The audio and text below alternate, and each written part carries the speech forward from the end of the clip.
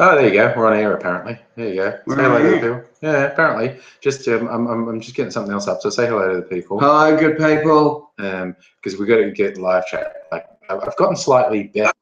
Oh wait, no, I've slightly better, but I keep forgetting to turn that speaker on. That was us 10 seconds ago. Oh, we're 10 seconds late. Yeah. So I've timed it, and it's fairly consistent. When we say something, it's 10 seconds to other people actually see it. Right. So that's fairly consistent. Hey, Heine, how's it going? Hey, Heine.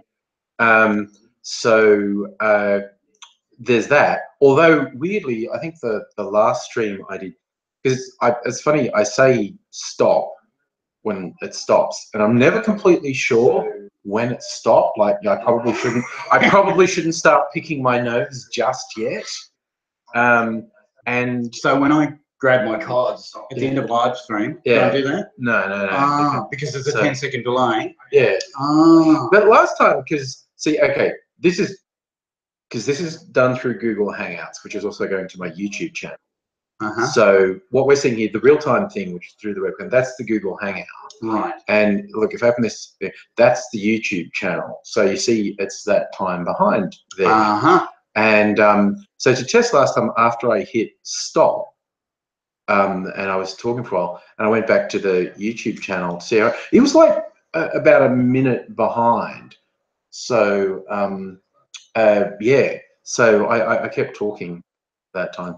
But yeah, so yeah, and we've got the live chat there, so you know we can see us, so we know what we're doing. There you see, like, you know, how many people watching. We're just starting now, and then anyone saying hello, like Honey, aka Jim Bob Jimmy Jim Jams, is Jim Jams in the chat. So I also thought, because first, it's the first time you've come over in a while. I thank you for that. Yeah. So I thought it would be good to do a live stream, but also timing wise, it's a relatively acceptable hour in North America now, depending where people are. See, Los Angeles, it's coming up, like it's coming on 4:30 p.m. on Saturday. Hi, Luke. And so it's 4:30 p.m. Sunday here. Yeah. And so it's in Los Angeles, which is the earliest in the US for us. It's 10:30 p.m. on Saturday night. Oh, that's all right. So you go all the way through to like New York's 1:30 a.m. But you know, we might get some night owls in here, because normally I do it in the evenings, like after work. If I'm doing it, it'll be like between 8 and 10 p.m. local time, which is 0 dark 30 in the US. So so, but and it's early morning Sunday morning in London, so we could get night owls in North America, early risers in the UK and other parts of Europe possibly. And just people having a lazy Sunday afternoon in Australia. And of course the Japanese. Yeah, they're a couple of hours apart from us. Who are just slightly 2 hours earlier than us. Yeah, and they might be giving a bit of, what am I going to do? Yeah, it's Sunday. What am I going to do? I'm going to trip out to Australia to check out those, well, that handsome man. Yeah. I'm not going to say which one. And they might be going, you know what? I'm going to practice my English on these very sexually oriented guys, you know? I'm not saying directly that watching this live stream will increase your potential for picking up the lover of your choice, but it has happened. Yeah, with increasing sexual potency through live streams. That's what happens. I don't know why I have all these places. It must have been for work, all these places in Asia, like it's in Beijing and Manila and Hong Kong. It's 1:30 p.m. on Sunday. Yeah. Hanoi, it's an hour earlier, 12:30. Singapore, it's 1:30. Tokyo's 2:30, so they're only Japan's 1 hour behind us. But yeah, so and Mumbai, if anyone's watching in India, it's currently 11 a.m. Toby, by the way, keeps sending religious tracts that he takes from all the missionaries who give them away, and then he just passes them up and sends them to me. There's 2 I haven't opened yet. They're really quite big packages of them. Wow. So we can open them at some point. Big packages at Salvation. Connor, representing for NZ. Good on you, buddy. G'day, Connor. Pleased, honoured. Not going to do anything about sheep. It's old. We've done that. We've been there. And what's weird is that that's a vaguely universal thing. Everyone in the world has someone they call sheep fuckers. Everyone. Like I think the French always called the English sheep fuckers. Yeah, but that's real. Yeah, and the English called the Welsh sheep fuckers. Well, and again. Yeah, and then different parts of Europe called their neighbouring country that they don't like sheep fuckers. It's basically a thing. It's also like referring to sexually transmitted diseases as the English always, they had a thing they called it the French disease, but the French would I think they called it the English disease. The Germans called it the Dutch disease. The Italians used to call homosexuality the English disease. For good reason. Yeah, probably. Yeah. They'd had the English soldiers come through their towns many times. They knew what was going on. Yeah. Not all of them went to the left, to the red light district. Some went to the blue light districts. Just saying. Just saying. Oh, look, Toby sent an actual Book of Mormon. He had previously sent me Bibles and Quran and lots of pamphlets from JWs. I've never got an actual Book of Mormon. He sent the Pearl of Great Wisdom from the Mormons, right? So I could get a handle, because you remember somewhat unbalanced VD. I do. He was someone who fancied himself as, somehow being aligned to the Mormon Church, but I didn't want him. No, because of his drug abuse and random fuckwittery, which is what got him in jail. So busted by the cops for drugs, and then punching a cop who was trying to search him. Oh, and never a good idea. Can I just point out a tip for the viewers? When the cops request that you do something, just do it.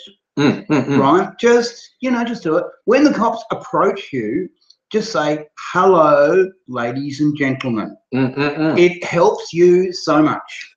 I mean, for reals, it helps if you're white and not actually currently drunk or stoned. However, I have been both of those things. In fact, after work with this fine man, I went to a railway station. I was waiting for a train, not a fuzzy 5-legged slug, which I have waited for before. That has happened. But I was waiting for a train, so you can imagine, where I was. I knew that I was at a train station, didn't know which one, but I knew that this train would take me to the place of my disembarkation.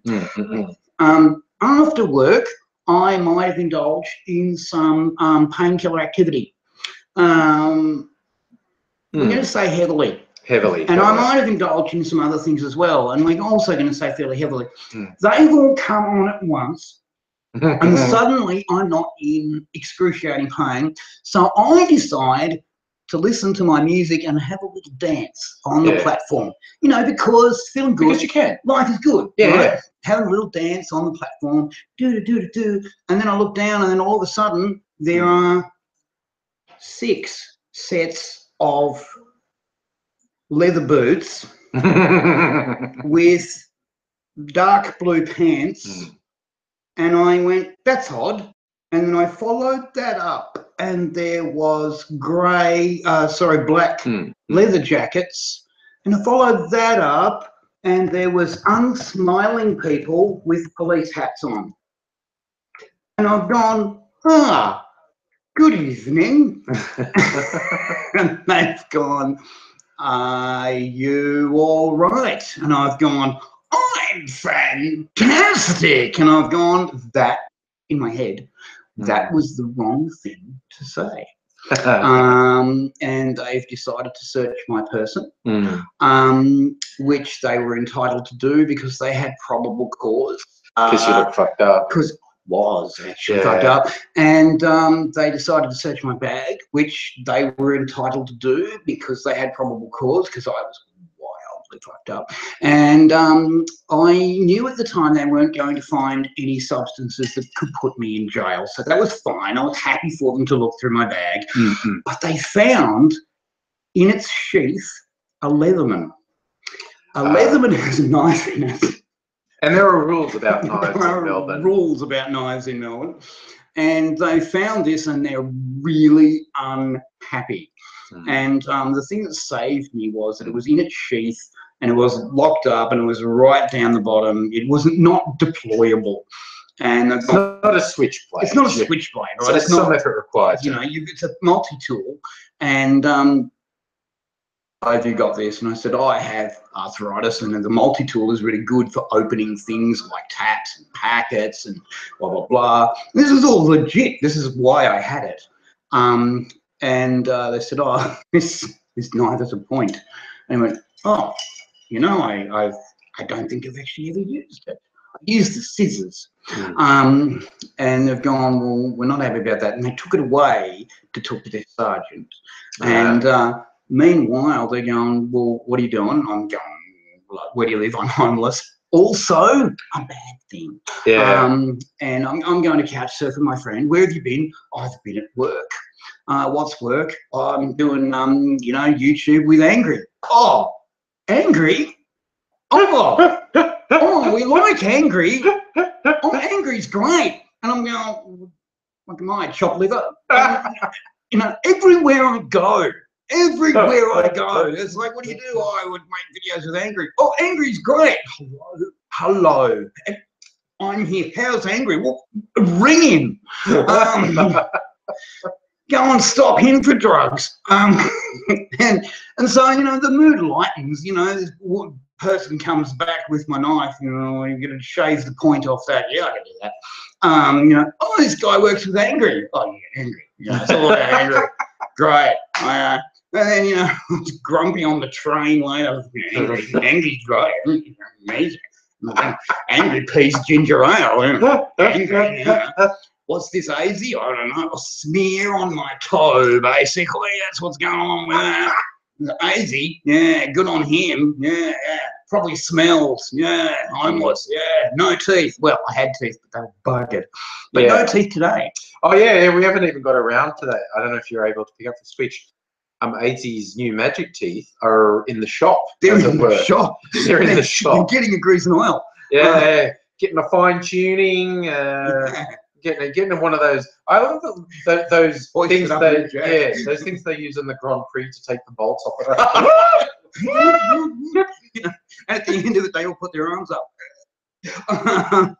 It's my as you when you lose your teeth, your gums shrink, and so this was known. We knew this was coming, and the fitting of your teeth changes, and basically, so they took them off me to refit them, and I'll get them back next week, which will be good. Yeah, as Toby saying, he's watching in public and he's getting weird looks because he keeps laughing.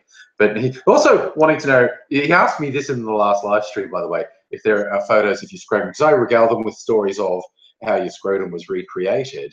There is actually a video of my. No, I did say you did do a full frontal. Because I was the camera operator, I did not zoom in. I did not. It's a long shot. It's a long shot. It's a long shot. But you can see the work. You can see the work. You can see the fine work of the plastic surgeons, and they were quite adamant to tell me at the time, we're not cosmetic surgeons, we're plastic surgeons. It's not going to look pretty. The big question everyone wants to know is it wrinkly like a scrote, or because it was cut off your thigh or your butt? Thigh. Does that make it smooth? It's sort of smooth, but what's also weird is the seam doesn't go front to back, it goes sideways, but it does have some hair on it. Oh, you get some hair on your leg, yeah. Right, so there's some hair on it, and so you've kind of got to look at it twice, but the way it was designed... Or not, or don't look at it twice, that's the other option. Well, you know, some people get into sideways scrotums. Yeah. You know, it's the internet. Rule 43. if you look at the legs, the actual scrote doesn't go symmetrical on both sides. One of the attachment points is lower than the other one, so it looks quite. So you've got a slightly cubist asymmetric scrote. Like, yeah. Sections of the plane. It's all happening. Okay. And speaking of questions, Toby asked, is your religion? I've made reference to Men in Black standing around your bed when you're in an induced coma and whatnot. Do we have a name? Is it known publicly or? The name of it is called Chaos. Oh, okay, it's Chaos. Yeah. I see. I didn't want to go out on a limb and say anything. So. It's not a proselytizing religion, so it's secretive. I tend to kind of shut up about it, just not because I'm ashamed of it. It's just because if I need to help a Muslim or a Jew or a Christian or someone who's very deeply into their faith, I just help them on a human level. Sure, I'm using the tricks that I know from my training, but I'm not saying where it's from. I'm just saying here's the help, and they go, "Oh, thank you for the help," and they don't need to know it's from black magic. Yeah. So why freak out the natives, right? Exactly. I like Toby saying a woman asked why he's watching you talk about your scrote. My question is, why are people not spending their time watching you talk about your scrotum? This is something that UN is taking up. It's 2019 because they've got a black backlog. But 2019 is the year of AIDzee scrote. They had to bump particle physics for the year of AIDzee. All right, what's going to be the year of particle physics? I'll be honest, that sounds kind of boring. Right. Yeah. And now year of AIDzee scrote. And we will all be talking about it. And it'll last more than a year, won't it? AIDzee scrote. Yeah. Okay, you know what I'm going to do? I am just putting this out on Facebook and stuff. I'm going to post it with a selfie. So I'm going to do that. And we're going to post that. Okay, beautiful. Loving it. But yeah. So, I mean, that's I'm remembering from our youth, when the international years were a bit more of a thing because they were just inventing them. And there was it would have been when we were in either early high school or late primary school. It was the International Year of the Child. We were both young enough to qualify as at the time. And they had the song. I think that you were Care for Kids. Find a minute to spare for kids. We should have, I think, even off the cuff, we should have an equivalent song sung by like the Mormon Tabernacle Choir. Absolutely. For International Year of the AIDzee scrote. I like it. They can take them off you in a day. It happens 24 hours. You wake up with no scrote, which is what happened. Mind you, I was tied up at the time, which puts you at a social disadvantage when you're talking to surgeons. Yeah. So certain things were taken out of your control on that little adventure. Yeah. For good and positive reasons. Just reasons. Yeah. I was one of the few people who was sectioned, which means they make you mad for a day, legally mad for a day, and they tie you up, which is what they did, which was very fair enough because the sedation they put me under didn't sedate me and I went for a little wander. Okay.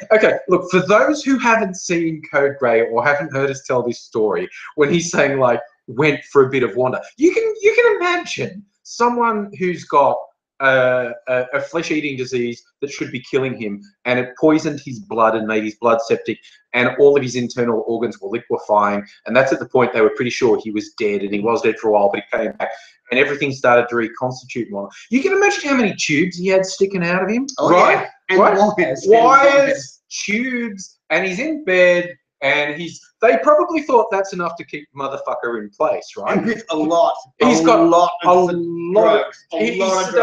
One of the tubes is drugs, one is saline, one's other shit to keep him alive, and there's all these monitoring things.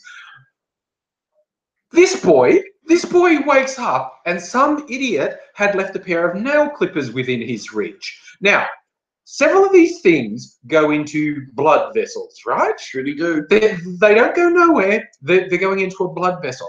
But he thinks, I need to go for a walk.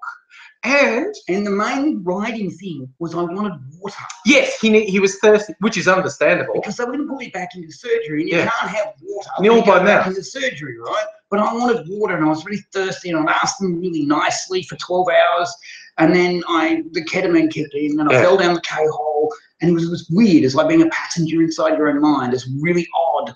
And I went and I started cutting myself out of those tubes, literally. He's got freaking nail clippers, cutting through all these surgical tubes. And then went for a walk. And also because these were blood vessels, and so when they're no longer attached to the thing, he starts trailing blood out of all of these tubes. Not okay. And then I made it past 3 people. What shit did they see that they let him walk past? Well, what they saw was me going, hey, how you doing? Doing the AIDzee charm. Don't worry about me. I'm good. fine. Everything's good. I'm not supposed to be in bed. And then some nurse from another ward, because it got that far, saw that I was dripping and trailing and said, that's not right. We don't normally let people walk around the hospital trailing fluids. That's not right. And so she dragged me back, and I was just going, because I was going to go out for smoke. You know. And it's what, 4 o'clock in the morning at the time. Yeah. And no, there was issues. There was issues. There was concerns. Questions asked. I was at the highest levels. I was married at the time, and my mum was down because I was in a lot of trouble. And I rang them up at 6 o'clock in the morning when they got me back to bed and said, "Can we section him, like make him crazy for a day?" Yeah. But it turned out to be 4 days. And they said, "Yeah, tie him up." And then they turned up to the hospital, right? Like early in the morning, like 8 o'clock in the morning. They just finished sewing me back into all my stuff, and there was a lot of it. This poor intern was the only doctor on duty, and he was at the end of the 48-hour shift, and it took him 3.5 hours to sew me back into all the tubes and wires. And this poor guy was literally nodding as he was doing it. Yeah, because he mutilated himself as well to pull, because that's not right. That's right. I don't want that. Who's saline? Come on, water. What good did that do anyone? Ever? These medical people. What are they? And and this poor guy's sewing back together, and and my wife and my mum turn up, and my wife goes, "So what happened?" Well, we thought he was going to be sedated, and my mum, my dear sweet mum, said, "Oh, well, come on. Everyone knows he's a fucking drug pig." Yeah, I was about to say, you can whack him with enough morphine and ketamine to bring down a bull elephant, and he'd go, "Let's go down Oxford Street." Woo! I'm just at party level now. It's like we're just having fun. Come on. Yeah. So yes, those people in hospitals need special AIDzee training. Yeah, well, they got it.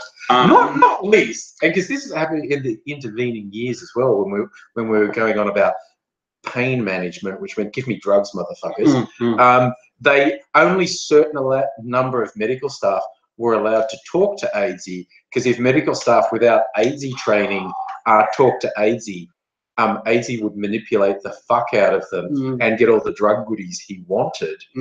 That really happened. And I got so caught. But the brilliant, this guy is such a student of human psychology. And this comes from being Aspie. When you finally got told you were Aspie, you go, "That's why I never understood other people."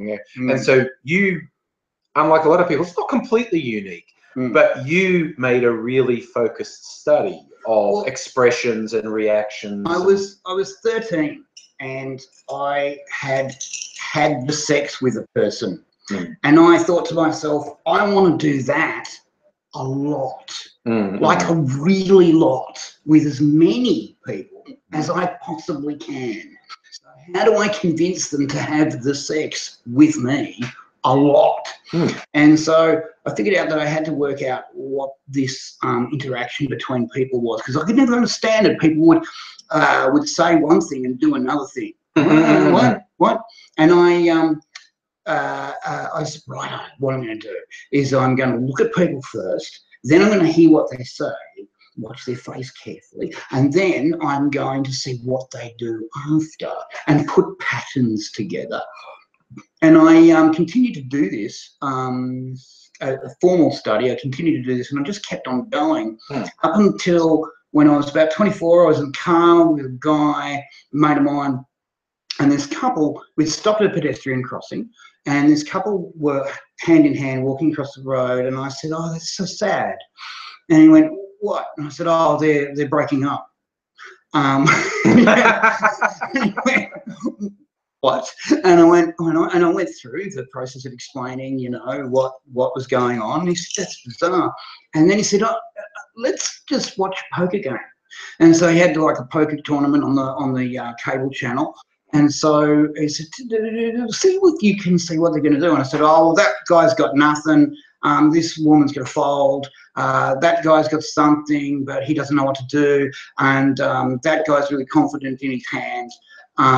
And so he's going to keep going. And sure enough, happened. He said, well, that was good. Can you do it again? And and I kept on doing it. And I kept on picking exactly what these people were going to do every time. Picked it exactly every time. This guy's gone cha-ching. Like he's take your Rain Man now. He's taking you to a casino. He's like so taking me to a casino. So then what he's done is said, right, what we've got to do now is teach you how to do pot odds. Now this is the proportion of money in the pile to the chance that certain hands are going to come down. So you've got to do a formulaic calculation of how much money is already in there, and is it worth taking it up or getting out, or it's it's a fairly simple calculation, but you've got to put all these factors into play. Right? It's not terribly hard, except I can't do arithmetic to save my life. That is one of your pitfalls. That and spell words. Spell words? No. Not Use me. language in a wonderful, magical way. Yes. Yes. Spell them? No. No. Read them? Not quite. It takes me 8 hours to read a newspaper. I don't. I watch a lot of video news. Anyway, so this poor guy took 6 months to try and teach me how to do the mathematics of poker. And at the end of the time, he was just crying and going, it's not going to work. He's trying to teach you the math. His beautiful dream just fell apart in a blaze. You know, like you see a bonfire collapse in on itself.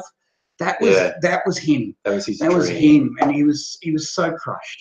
And I felt bad for him. And I did try to learn the maths, but I just kept on making mistakes that were simple and destructive to the program, and so we abandoned that idea. But every now and again, he likes me to pull my party trick when I'm around his place and the guys are playing poker. I'm not actually allowed to play poker at his table because they don't like that. I'm allowed to drink with them, and I'm not allowed to, when the actual betting's going on, I'm to look at the chips. Only the chips. Only the chips. I'm not allowed to look at anyone. I'm just to look at the chips. That's fair. And then we can drink and talk, and then we'll look at the chips. You know, some of the guys say, "Why is that?" And then he's, pull your party trick, and I say, well, you've got blah, and you're going to do that. And it's like very, it's spooky. And so, look at the chips. Look at the chips. Yeah. So, I'm while AIDzee's telling the story, I'm just sending notifications out on the socials. Oh, see, Toby, the downside, we've been talking about the cult. We looked up the Church of Satan for a while to see what their structure was like. There is already an AIDzee cult, so is part of it. So you don't need to start one. It's odd. But that's an interesting question. Saying with don't invite me to the meetings. With your persuasive powers, Toby's saying, so there's no chance of a virgin remaining a virgin. If they want to, they will. Yeah. No, there's absolutely no coercion or definitely on the sexual front making someone do what they not want to. But if AIDzee talks to them, they might want to. Yeah. And be convincing. Yeah. But if they're like no, then they're like no. This is why you never try and force someone to have sex, because there's always someone who does want to. That's right. There's always one ready to go. Yeah. So don't coerce or corner or threaten or. You don't need to. No, you just, you know. I'll tell you what's a good one, and a mate of mine's right into this. So what you do is you do a year intensive at one of the tech's language course, pick a language, and then go to a language exchange. Trust me. Mate of mine never came home empty-handed. Never came home empty-handed. And in fact, one of his girlfriends said to him, I've got to be very careful not to name names. He said, I better polish up my language. I'm not even going to say what language it is. Better polish up my language. I've got to go to language exchange. And she freaked. She said, you're not going there. There's no way you're going there. They just pick up joints. There's only one reason you're going there. Like, I just wanted the language. Yeah, that's what they all say. And look at where we are. Yeah. It's like, okay, not going to language. Let's just exchange our language now.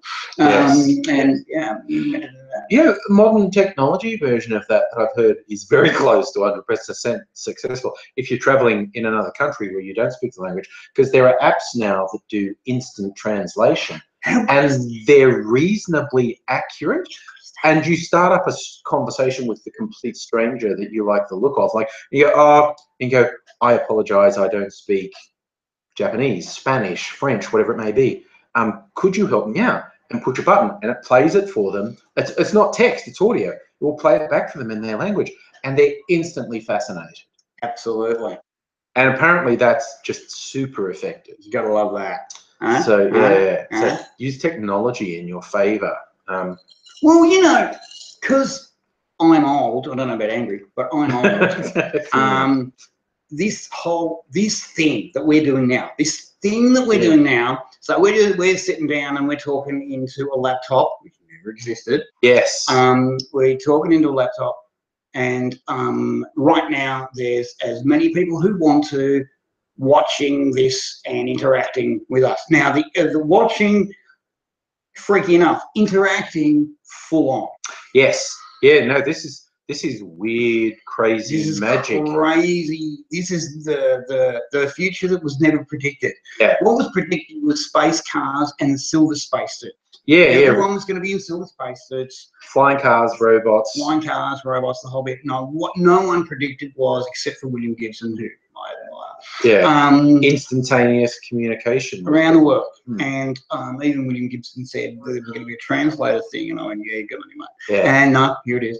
And so this was completely unimagined when we were little taggers, when we were, let's say, looking for trouble as youth. And you had to get the boys together. Where I was growing up, which was Canberra, there was only buses and they sucked. What you had to do was you had to pick a time and a place. And if you missed that time and place, you might as well get back on the bus because you were stuffed. Yeah, because you never knew where people went from there. You didn't know where they went. There's no way to know. If you were particularly loved, they would give you a secondary time and place. Yeah. And even a tertiary time and place. And you made your way to the secondary and tertiary, and hopefully you hooked up with the boys. Yeah. So it'd be kind of like, again, we all joke about how mobile phones are magic and young people are confused by phones attached to cords with rotary dials. Young people are confused when you say, literally, if you wanted a night out, it started with, we're meeting at town hall steps at 8. If you're not there by 8:15, we're leaving. Go. Okay? If you want to try and find us, we're going to the station hotel for a couple of hours. If you go to the station and we're not there, we're probably going to be at Luigi's Pizza. Okay? Right. Okay. And that was the best you had to hope for. That was the best you could get. If the group had an idea along the way, like, I just look, there's Cleo's cocktail bar, that looks cool. Bang! And you would never see them again. It was over. You're not finding them that night. And because times were, let's just say, more violent back then, you didn't want to be on your own out in the city for too long. Well, that's you in fucking Canberra, though. I mean, okay, everyone outside of Canberra thinks it's a boring shithole with nothing to do and lots of roundabouts and Lake Burley Griffin and Parliament House. Which technically is. But then someone who lives there, you talk to someone who lives there and you find out everyone carries knives and there is nasty shit going on all the time. It's a lot better these days. It's a lot nicer. But back in the old days... There's more to do too. Whole heap more to do. Back in the old days, it was very pretty in the daytime. It was a diplomatic city. It was very pretty, very well groomed, very gorgeous. And at the night time, the oil would seep up through the cracks of the nastiness, and the pent up tensions of nasty would begin. So you didn't walk around on your own unless you wanted a good kicking. So finding your mates was an imperative. Because you don't want to be on your own. You don't want to be on your own. Yeah, you just go home if you don't find them because it's too dangerous. Way too dangerous. Depending on what night it is. Tuesday and Thursday, particularly nasty. Friday, not so bad. Lots of people around. Yeah. Lots of cops around. Yeah. You know, they only punch you once if the cops are around. Yeah. Which I always thought was weird. I had a situation where I got beat up and the cops were literally 10 metres away. They waited and gone, it's like we're not even here. What did you expect would happen? Because this one guy's like getting arrested. What's this for?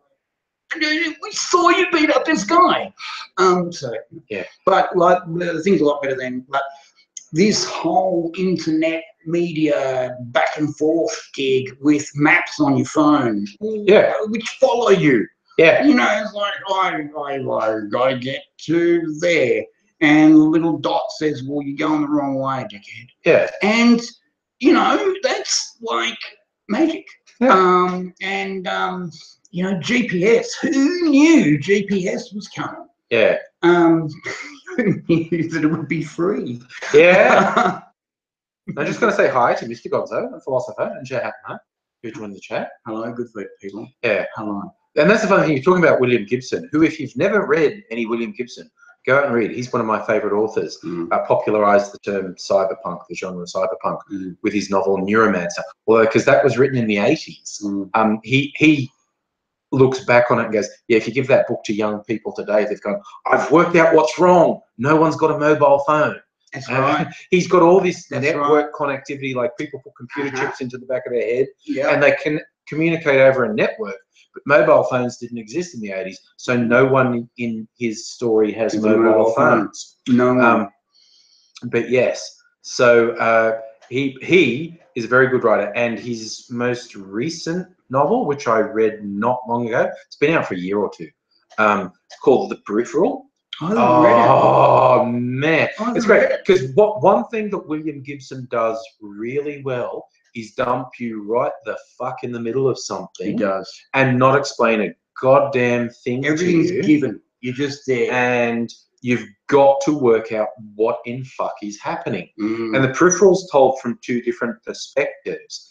And at a certain point, you realize they're at two different times. And one of them is familiar to us, but not us. And one is definitely not us. One is future and not us. Wow. And working out the relationship between the two takes you till at least a quarter of the way through the book. Oh, wow. And it is really good. And it's just it's basically talking about time, cause and effect. How much can you affect things? And it brings in economics and societal collapse and Can I borrow it when you're done? I got it from the library. Oh, sweet. Yeah, I'm a big library head these days. Currently from the library, I'm reading Robogenesis, which is the sequel to Robopocalypse, which is written by like a Carnegie Mellon robotics professor. He's just gone with everything he's researching on robotics and artificial intelligence. What would, robot revolution look like? And he's done this near future thing where we've got domestic robots and robot cars and whatnot, which we all know is just on the horizon. And what happens if someone develops an artificial intelligence and tries to kill it because they're scared of it, but the AI went, I've just worked out you're trying to kill me. Not cool. Not cool. No. And then shit hits the fan. Yeah. Because I'm networked with all this hard stuff. Flesh bags. And because it's written for someone who's grounded in the science of it now. Yeah. So it's all horrifically plausible, and it goes, oh, horrible shit, horrible shit, horrible shit, to a final possible resolution. And then he wrote a sequel and published the first chapter online. And I read the first chapter and I was like, Jesus fuck. It's like with everything horrific that happened in the last book, in the first fucking chapter, you've made it so much worse. And it's like, holy fuck. And I'm about 3/4 of the way through that at the moment. And it's posing this classic question. If something much more powerful than you told you something, would you believe it? And basically it's like, if it said, no, cool, let's be buds. And it's like, oh, I'm not sure if I trust you. But you're kind of like, okay, if you don't believe this more powerful entity and try and fight it, it will in all probability kill you. Yeah. If you do believe it and it's lying to you, it will kill you. So what the fuck do you do? And that's only part of it. That's one part of it. There's all sorts of crazy shit happening in it. Well, I'll be right. I've been prepping my cabin in the woods. I'm gonna be fine. Oh, okay. Here's a good. Okay, 2 questions. Celtic King wants to see your penis and have sex with you. I don't know. I've never even bothered to ask if you and Jason are monogamous or would bring in some plaything to use, abuse, and drop in a gutter somewhere. Well, there is always the possibility of team sports. Yeah. Finger cuffs, as the old saying goes.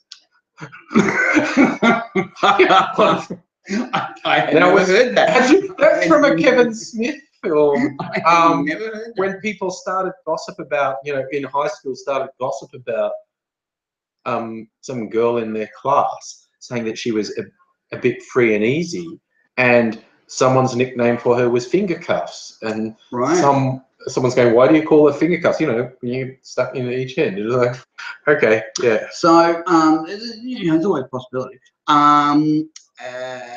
There'd have to be negotiation. Yeah, for negotiating. There'd have to be well, Jason's got exams right now, so there'd have to be timing. Yeah. You never know. Buddy, see my penis? Well, you can. Yeah, I was about to say, you actually can if you watch the Code Grey. It's in Code Grey. It's toward the end. It's in fact labelled. Yeah, I used the linky thing on YouTube, which I hope still works. Like, right now you have choices. Here are 3 links.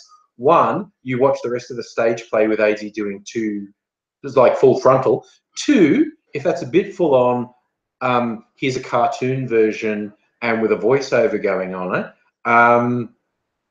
3, if even cartoon naked AIDzee is too much for you, here's a cat juggling balls.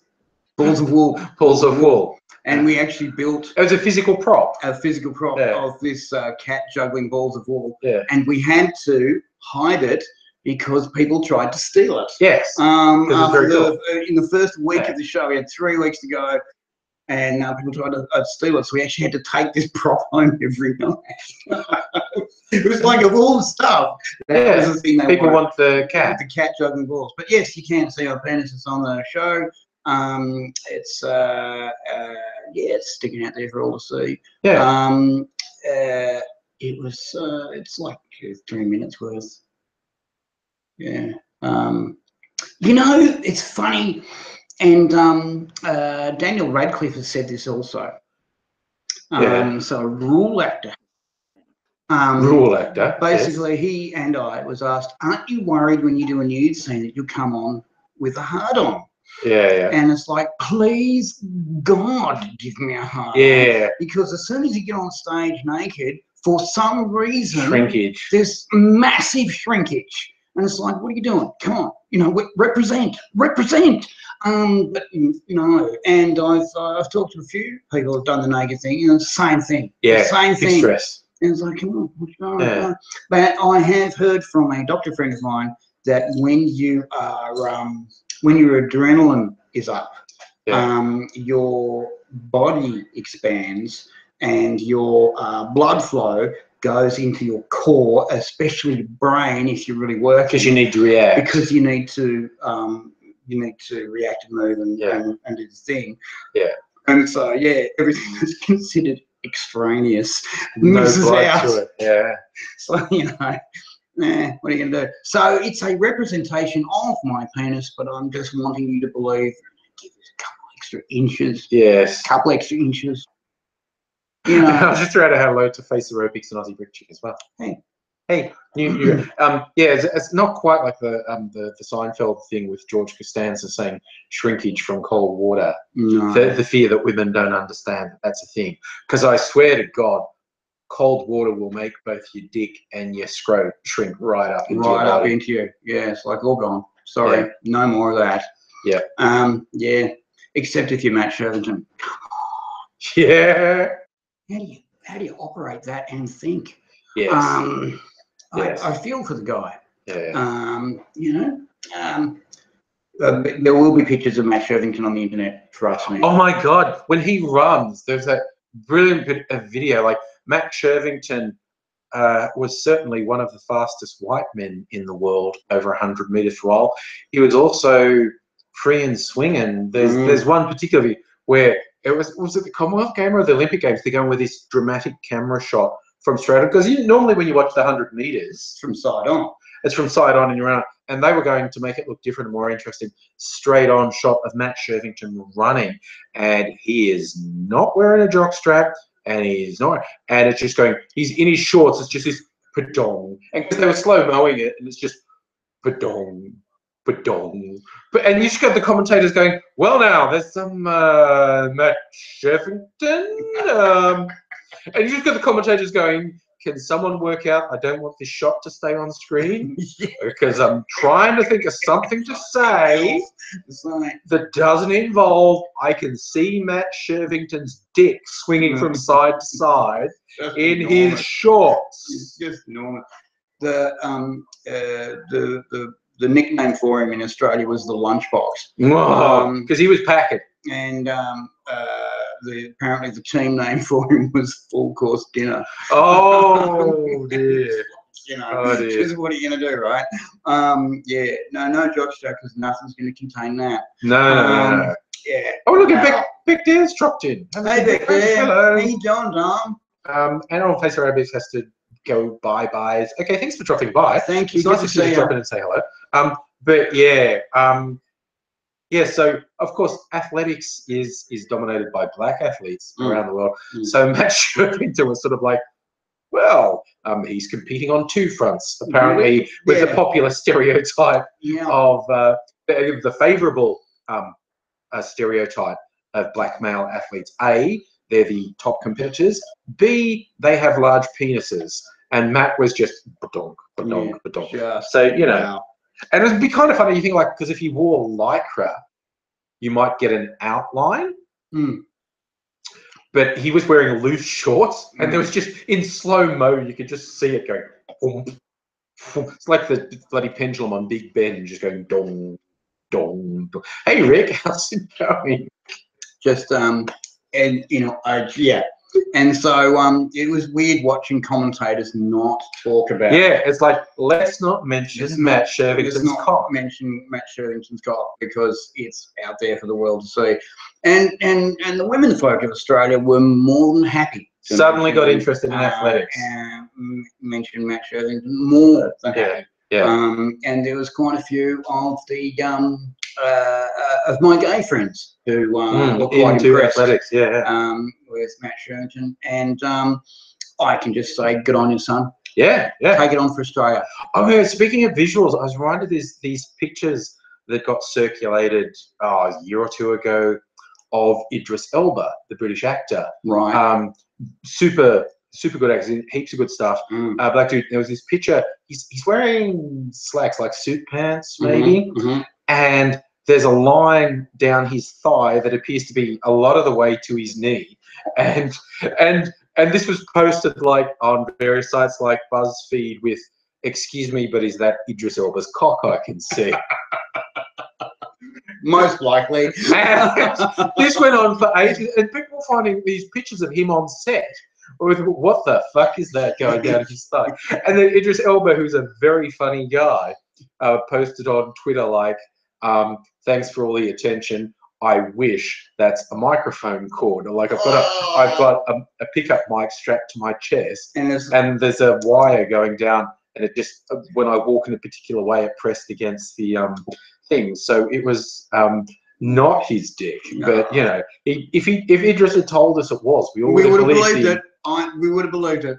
He's totally would have believed it. He did this Valentine's Day competition. I think it was just this year. It was either this year or last year, where it was to raise money for a charity. And you do this thing where you entered for a Valentine's Day with Idris Elba, and the video he made for it, my God, like he was theoretically only talking to the ladies, and theoretically only the gay dudes would have been interested, but I was interested. I was just like, Idris. Well, there's always someone you'll jump the fence for. I know. Idris was making it sound like a good deal. Having a date with him. You know, I've spoken to many people about this, and there's always someone you'll jump the fence for.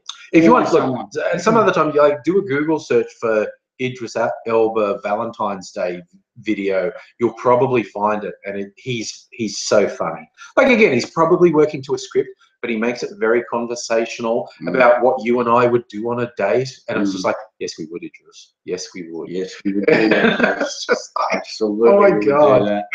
Apparently, he's in a really cheesy sort of action romance movie with. What's the name from Titanic? Kate Winslet. Kate Winslet. Where they're in a plane that crashes in the mountains or something. And romantic. I've heard that's really cheesy, but virtually anything he's in. Every time I smell kerosene, I think of Idris. Like I'm one of those late to the party ones. Only recently, caught up with The Wire. Have you seen The Wire? I've seen bits of The Wire. I should give you a disc. So I got most of it on disc. Actually have a TV. Oh, okay. Well, you watch it on, if I give you discs, I think you can watch it on laptop. But that's set in Baltimore, and he's English, and he does a very convincing Baltimore accent. Yeah, he's a really smart drug lord who wants to run it as a business. Like everyone else in the drug lord business is standover men, tough guys. And he is not to be fucked with by any stretch of the imagination. But he's much more like he's actually doing a business course, and he's trying to move all the drug money into legit stuff. So they can get out of the drug trade, and the cops have got to try and find him. You should go to Pornhub and look for Oh yes, Celtic King's made that offer before. If you go and find his thing, if you check his Pornhub account, he posts dick pics on it. So there you go. Well, there you go. There you go. All right, so let me check out the. Owner Bear. I was just going to look at it rather than. It's in the chat. Everyone can see it. Everyone can see it. Everyone can see it. It's not just us. These aren't private messages. It's public chat. Okay. Yeah, all good. Owner Bear. All right, all on. That is a pretty good big spoiler, Luke. Not what I would call a cool spoiler. But let's go. I'm not going to say it out loud for anyone who watches this later, because people who watch this back on YouTube don't see this chat. Only people in the chat now see this chat. I did not know that. See, I don't know technology very much. Yeah. Except that I get it sometimes. Okay, look, let me tell you a thing. Today, Apple called up my phone and said, you've got to have an update. Yes. And I said, okay. And they did it, right? And then they turned off my phone. I went, oh my God. My phone's gone. They've killed me. And then I turned my phone back on, and they said, no, mate, phone's not dead. Don't worry about it. It's just like when you turn your computer off. I don't turn my computer off. It's Angry's computer. And basically I said, no, don't worry about it, mate. And so they've done this update, and everything's changed slightly. Yes, they've changed icons, and it's like someone's gone into your house and moved your furniture a little bit. Yeah, like about 3 inches to the left. You know, and you go, someone's been in here. Yeah. And I don't know what they were looking for, but they found it. And I hope that file that I have isn't somewhere on a server. Yeah, nothing's secret, is it? Nothing's secret. Just a public service announcement from AngryAussie. Don't do anything on the internet you don't want your grandma to see in 6 years. Because if people basically say, is it okay to send your significant other, you know, Rudy pics or do a naughty vid? It's okay, but when you do it, say, okay, who do I least in the world want to see this? Then assume they've seen it. And then, do you still want to do it? Now, this might be, as your grandmother, your boss, your parish priest, any of these things. Basically, you have to assume whatever you commit to digital format and share with another person will be seen by other people. And the person, just assume the person you least want to see it will see it. They may not. But if you live in a delusion thinking they will never see it, don't do it. You're fooling yourself. You're absolutely fooling yourself. So, yeah. I was once looking, I had a project, and my project was, I was looking for a manga artist called Shiro Masamune. Now, Shiro Masamune drew some very, very full-on, very famous manga. I won't go into it, but he did a lot of very famous things. Now, and that wasn't his name. That's not his real name. That's his pen name. Pen name, yeah. Okay, so I thought, okay, I'm going to be clever about this. A lot of these guys start off in Japanese porn, right? So when they come out of their apprenticeship, they start off in porn, then they get more work, and then they branch out into their own stuff, and they get published, and it's great. So I figured what I will do is I will look at this guy's style, and I will find out from his early work in porn what his real name is. And so I was doing this, and I was looking, and then Kevin Rudd, Prime Minister at the time, came through and banned it. Yes. And at the same time, some graduate students in Japan looked at some copyright forms and found out his real name. So I was beaten to the punch. And so I got rid of everything off my hard drive, because whilst I liked it, I don't like it enough to go to jail. Yeah. So it's all gone.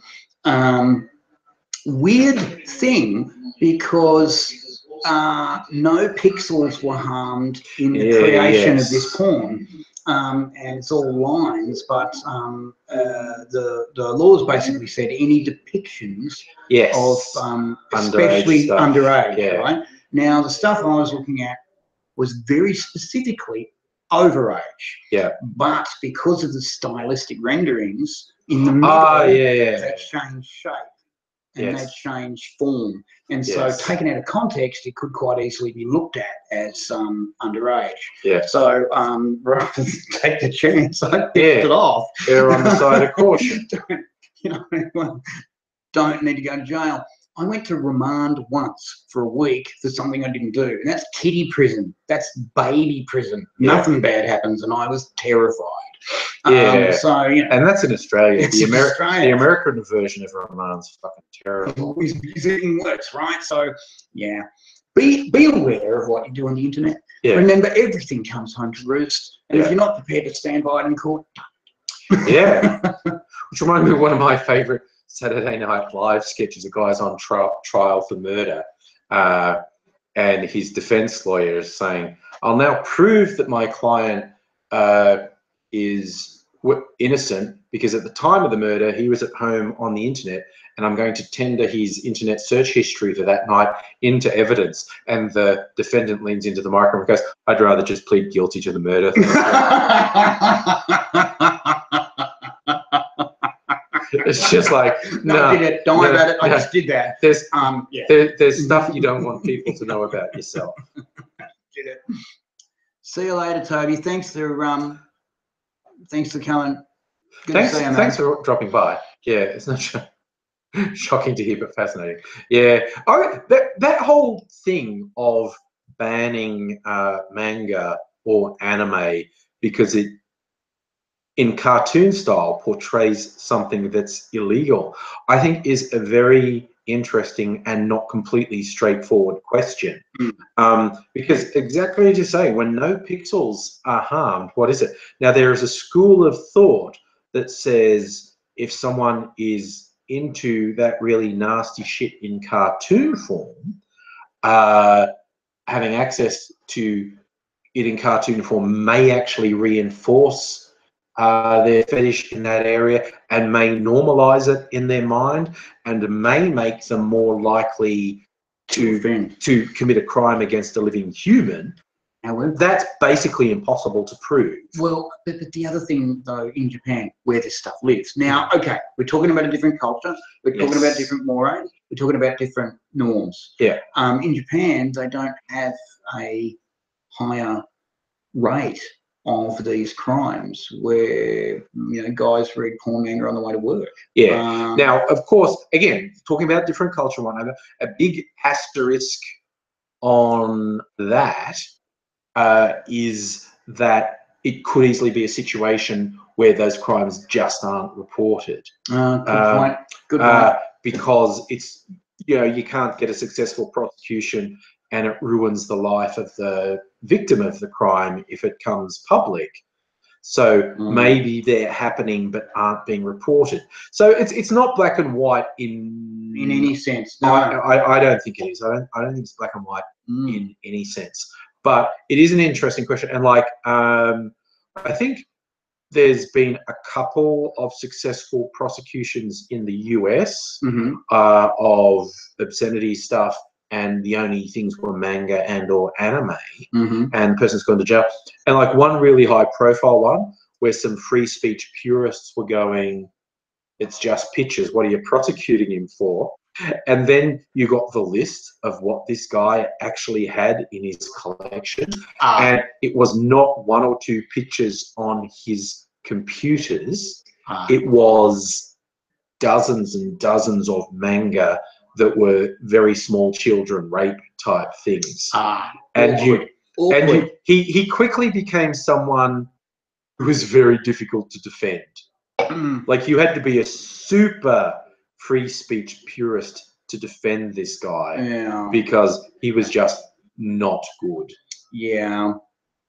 Yeah, there's things and there's things. And there's also weirdness in the sense that no, that's too long and boring. Okay, we won't go there. You started to think so. I was going to go into tentacle porn. Well, we did a video a couple of years ago, I think, because we found a story, the guy who, if not invented tentacle porn, he popularized it. And he was saying, was it Shoto?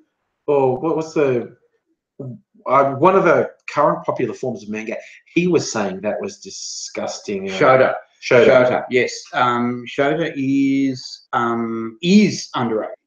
Yes. And it's there's two forms of Shota, and one of them is two underage people going at it, and one of the forms of Shota is an adult and an underage going at it, and it's not very legal in Japan where it lives. No. It's not criminal, but it's finable. You'll get done for. Frowned upon. Well, you'll pay cash if you get caught with it. And of course, you know, our friend of the internet, Spreads it around. You know, the internet is brilliant because no one is isolated anymore. Yes. The internet is terrible because no one is isolated anymore. If you're just a sad little nerd who likes Lord of the Rings and stuff, and no one in your little 2-horse town likes it and you're outcast, you'll find like-minded people you can share with and feel better. But if you're some weird fucking lunatic who likes the idea of fucking 4-year-olds and you think there are giants living in a secret valley that the CIA is keeping secret, you will find people who agree with you. You'll find your home on the internet. You can't be so marginalised that you won't find people who reinforce whatever insane or sick shit you believe. So it's then don't even get into the dark web. No, this is the mainstream internet. Not even worrying about dark web. Look, C. Newman's happy that you're alive. That's hey, sweet. C. Newman, I am alive, and I'm a bit more alive. Yeah. My kidneys are slowly getting better, which is weird because they usually don't. Yeah. Yeah, but then again, you know, you somewhat. It's me. Yeah. Yeah, got better from stuff that no one's supposed to get better from. Yeah. So I've died 5 times. Yeah. Which is a habit that I don't recommend. Yeah. Dying is boring and no one should do it. Yeah. Yeah. Yeah. Except, you know, you do get to say people are into near-death experiences are wusses.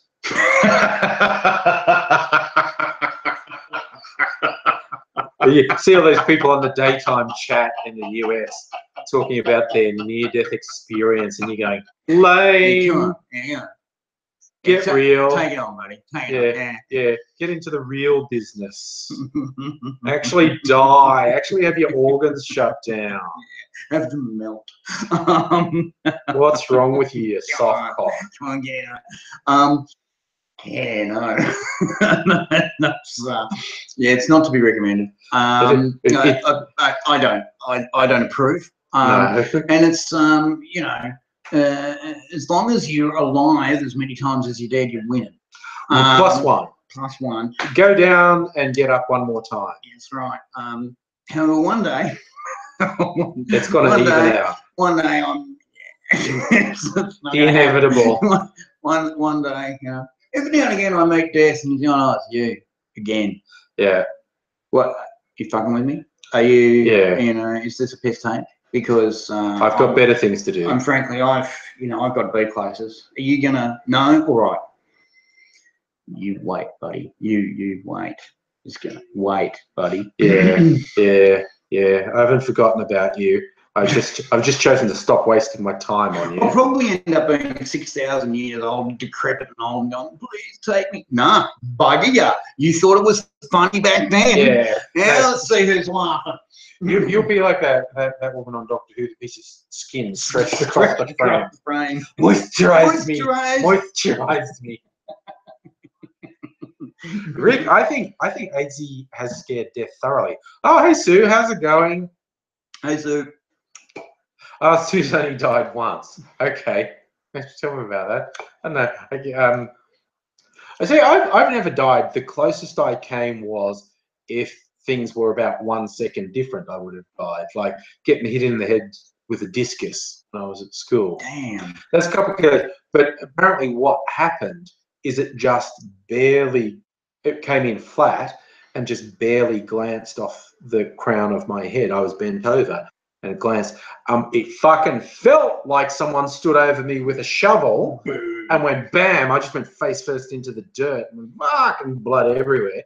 But as the doctor cheerfully told me, it must have just literally barely glanced at you, because if it had come in on an angle, it would have just sliced straight through your skull. Ow. Or if it had come in lower, like if it hadn't glanced off, if it had hit the back of my head, it just would have scrunched straight through, and that would have been the end of it. Ow. Wouldn't have known anything. And my fucking friends would have had a traumatic lifelong memory to share with the friends. The time that guy's brains got sprayed across the grass in PE. Which has got to suck, right? You know. Oh, okay. How would you be being the guy who threw the discus? Okay. Sue, who by the way is my fucking sister, who's laughing, good mate, you know, and that was funny with me getting hit in the head with the discus. Okay. I'm going to tell a story. This happened when I was at home. The parents were out. Sue's my older sister, and we had another older sister who was home, and they were fighting, and they were running around and around the house because they're going to try and kill each other. And Sue's running from her older sister, and we had this thing on the. No, actually, Sue was chasing my older sister, and they were running around, and we had this really old front door that had this sort of arched bit of glass in it, and so the sister being chased gets to the front door just in time and tries to push it shut and lock it so Sue can't get in, right? But she pushes on the glass, not the door, and so her hand pushes straight through the glass and knocks out a piece of the glass. And here's the weird bit: the bit of glass which is in the frame here slides down like a guillotine, and Sue pushes her arm through. By this stage, her arm's through like that, and this thing falls down about here, and a sharpie goes and gouges up her arm here in this really nasty cut, right? Okay, so blood and stuff. So you would think at this point ambulances get involved. You would think that. But other sister, who didn't want to get in trouble for this breaking the door and mutilating the sister's arm, goes, no, we can just like bandage this up and stuff. And she'd heard somewhere, right? She'd heard that putting salt on a wound stopped the bleeding. So Sue, who's got this big gash in her arm, and just before they're bandaging up, sister pours salt on this cut and then bandages it up. And so Sue now has this big fuck off scar.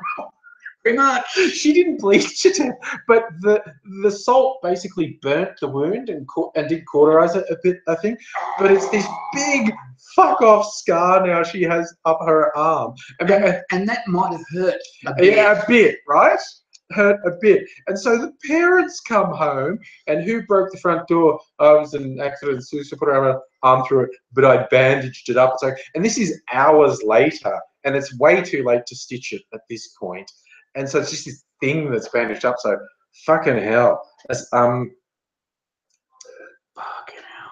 hell. So yeah, that was the thing. And but we used to do some fucking stupid things. I know. Kids. Okay, and if you don't behave, I will tell another story about it. Because I've got another one, and this one involves me and how I almost caved your skull in because I thought you were a burglar. But anyway.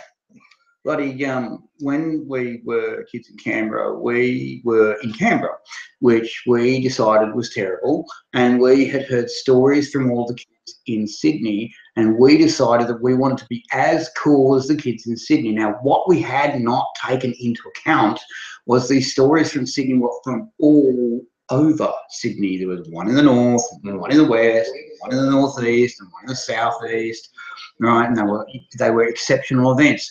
But because we got the digest of everything together, we believed in our youthful stupidity that everyone in Sydney was doing all of these things. And one of the things that was clearly common, was train surfing. We didn't have trains. We only had buses. So we decided to improvise and go bus surfing. Not recommended. Do not do this at home. It is bad for you. There is nothing to hang on to, and we all did it. I did it to impress a guy. Yeah, hey ladies, who hasn't done that, right? And so when I got on the bus, I just laid down. I didn't surf. I laid down and prayed that I wasn't going to die. Also, too, weirdly enough, you've got to pick which stop you get off at, because you lose bell privileges if you're outside the bus. Yeah, you can't press the button to make the bus stop. You can't tap the window and go, can you press the bell? Anyway, so one of our number was up and he was surfing, and then bugger me, the bus actually stopped at a stop sign, which they never did, and he's gone careering off the bus at about, let's say, 25 to 30 kilometres per hour, done a wonderful 10-metre dive. Now, luckily, he saw this coming. He had enough time to think, I'm going to die. And he said later, that he thought, if I roll, I might be okay. So he's got into his best commando roll. Tumble, stop. Oh, so we've gone, we'd better go get him. Yeah. So we've gone down there and got him. And he's broken his arm in 2 places and his ankle. He is well fucked. And we've gone, right, well, this is beyond our first aid. We'd better get to the hospital. Fucking birds. Back in the old days, not true today, back in the old days, the doctors used to call the police if they thought that you were on drugs or they thought that you had mismanaged your injury. So we were very, very careful to put him in a cab, not an ambulance, which, again, you know, the guy's probably going into shock and going to die, but whatever. And so we took him in a cab to just rustle up enough money. Everyone chip in $5. $5 to the cab. So we got him to the hospital and we took him in there. And we've got him in there. We're in the waiting room. The guy's got broken shit everywhere. And we've gone, oh, we think he broke some things. And the nurses are looking at us and going, so how'd that happen? We were playing hockey. And that was our story all the time. We were playing hockey and he fell. You get nasty injuries in hockey. You do. You do. And the guy's got several compound fractures. It's like it must have been a full-on game of hockey. It really was. It really was. And one time I got shot by Iraqis. Before it was trendy, by the way. Before it was trendy to get shot by Iraqis. Before either Iraq war. Before either Gulf War trendsetter. I was in the Iraqi consulate in Canberra. I might have been stealing their marijuana. Because they were reputed to have really good dope plants growing in their consulate. But like you couldn't believe. Anyway, so we were there. They saw us coming. They knew we were coming. And they've come out the back, turned the lights on and fired over our heads. We run away, which was the plan. Yeah. And it was their plan, run away. Yeah. So we've run over the back fence. I jumped over and got a spare, a stray shot in the leg. like shot. and so we make good our escape. Part of our escape was to go to the bus and wait. Yeah. Because, you know, what are you going to do? Hole in your leg. And so there's blood coming all out of me. And we say, should we go to the hospital? And we go, we can't explain away. I explain a bullet hole in a hospital. Even today, you show up in a hospital with a bullet hole and they're calling the cops. And so, so I said, we could say it was a hockey accident. And I could have fallen on it. And my friend's gone, no, mate. And so we had to go back to his place where he had to drag it out of the wound with a pair of pliers. Not recommended.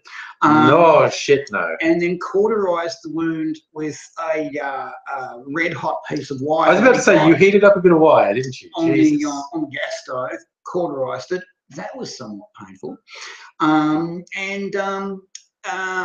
got up in the morning and we used a lot of painkillers, green painkillers. Yeah. Distract yourself. 15 painkillers. Yeah. And we got up at 6 o'clock in the morning to go to work with my old man, the plumber. And I was still stoned. I was more worried about getting caught being stoned than I was about getting shot by the Iraqis. Yes.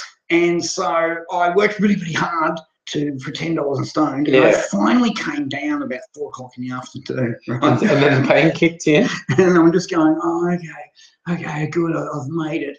You know, and I worked really hard, and the old man said, do this, yes, dig that trench, okay, move those bricks, yes, of course. And so we're going home in the truck, being my old man, and he said, you know, normally you're a grumpy, stupid prick. And I'm going, fair enough. Normally I'm just resentful for you being alive. And fickle. But today you were cheery, you were hardworking, You did well. I don't know what you did last night. Do it again. I'll try. Get shot and stoned. It improves your productivity. Oh, can I do it without getting shot? Yeah, just the stoned bit. Yeah, just get stoned and then try and cover it up. Just try and cover it up. Yeah. Years later, I told a doctor about this story, and he said, "What did you do?" And I said, "Well, we took the bullet out. Shouldn't have done that. No, that's the complication right there. Could have hit a blood vessel and opened it up and killed yourself." And I'm going, awkward. Yeah. And cauterized the wound. Yeah, we have better ways of doing it. Stitching is traditional. Yeah. And he said, well, what else did you do? Oh, my friend made me drink about 3 litres of tea. And he said, well, that was the smartest thing he did all night. Which is, there's not a lot of competition, actually. Because of the fluid loss. Yeah. That was the smartest thing to do. Yeah. And painkillers. And he said, again, not recommended. You know, you could have gone to hospital, but they would have called the cops. So, you know, you'd been shot. And so I was like, yeah, point taken. Point taken. So if you get shot, go to a hospital. Yeah. It's a thing. It's probably better. You know, you can always say you don't know who shot you. Yeah. It's like Sebastian saying, since when the embassy's back heat, they all have security and they can do whatever the fuck they want. Sovereign territory. When you're in an embassy, you are no longer in Australia. Yeah, the Iraqi embassy was not Australian soil. It's Iraqi soil. It's Iraq soil. Plus, they have all the fucking embassies have. And they all pack heat, and they all take very seriously their security because they have government cables going back and forth, which is secret. And if you're invading their space for whatever reason, they are fully authorised to take you out. And in Canberra, there's been about 15 kids who were doing either pranks or doing something stupid who've been killed on embassy soil, and ain't nothing you can do about it. Ain't nothing. There was in the 70s, there was a kid who went to the Canadian embassy and he climbed the flagpole to steal the Canadian flag, and they shot him and killed him. And there's this big furor about it, and the Australian government squashed it and said no. They were well within their rights to do it. If you try and take a national flag from an embassy, they will shoot you. Yeah. So don't go into embassies uninvited. You know, it's like, okay. So we knew when we jumped over the fence of the consulate, we knew that we were in Iraq without a passport. You know, it could have got very heavy very quickly, but we thought we'd be in and out. And technically we were. Yeah, you weren't there long. We weren't there long. You know, when the lights come on and bang, bang, bang, we went, You left pretty quickly. And bizarrely enough, I met one of the guys who worked at the embassy. Bizarrely enough, I got the story from the other side. And what it was they were bored. They were only ever active for 2-3 days a year when the government came over to buy wheat from Australia. That was all they ever did. And they held this presence there all year, and they were bored out of their frigging minds, which was why they were growing marijuana trees out the back. Yeah. And so there's this crack team, you know, defending bugger all day and having to do patrols and the whole bit. Yeah. And then all of a sudden there was entertainment because they saw on the night vision these kids and they said they'll be back Friday. And then back we came. And their plan was to shoot over our heads, scare us, and we'd tell all the other kids, don't go and steal the marijuana trees off the Iraqis. Yay. And so bang, bang, bang, over our heads it goes, and they're having a great time. They think this is hilarious. And then I go over the fence and I catch a stray, and they all saw me get hit. Boom, down I go like a bag of crap. By the way, you don't, in the movies, everyone goes, ugh, and gets up and soldiers on. No, it doesn't happen like that. You get shot, you pass out immediately. The pain is so intense that you go down. I was dragged away by my mate and woken up because we had to get out of there. There's a bit of bushland at the back of the consulate. And so we've run around the bush thinking we're in a bit of trouble here. And the guys in the consulate have jumped the fence.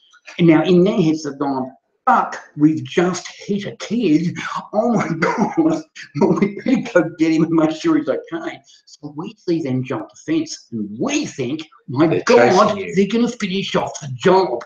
So we hide in the bush and they're running around, they're freaking out and we're freaking out. They can't find us. We get on the bus and go.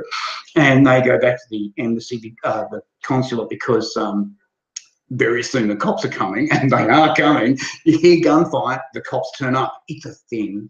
And so they've got to be ready with a story. And for weeks, they were looking in the paper and they were watching the news to see if there was a dead kid somewhere, or if he turned up at a hospital. Nothing. And also, their other thing was, who shot the kid? Who shot the kid? And no one shot the kid. Yeah. And they were all, it was this big detective story for them for 3 or 4 months. And I told this story at a comedy night in Sydney, and this woman came up to me after and said, are you going to be here next week? And I went, yeah, actually. And she said, oh, you've got to meet someone. And her father turned up. Now, he had defected to Australia just as the first Gulf War was starting. He managed to get all his family out, and they'd all run to Australia. And so he met me and he told me his side of the story. And he said, so, you know, what happened, you know? And he told me, you know, they couldn't find out who shot me. And he said, so what do you do? I said, oh, well, I'm a comedian now. And he went, what does your father do? He's a plumber. Oh, that's great. And I'm going, thanks, dude, thanks. Yeah, I'm going to the facilities and then perhaps having another beer. Fair enough. I'm technically holding the fort while Angry's doing the thing. I'm even going to look at the camera for a bit. Now what I'm going to do is check out the chat. Hi everyone. Damn Iraqi hipster. Damn straight.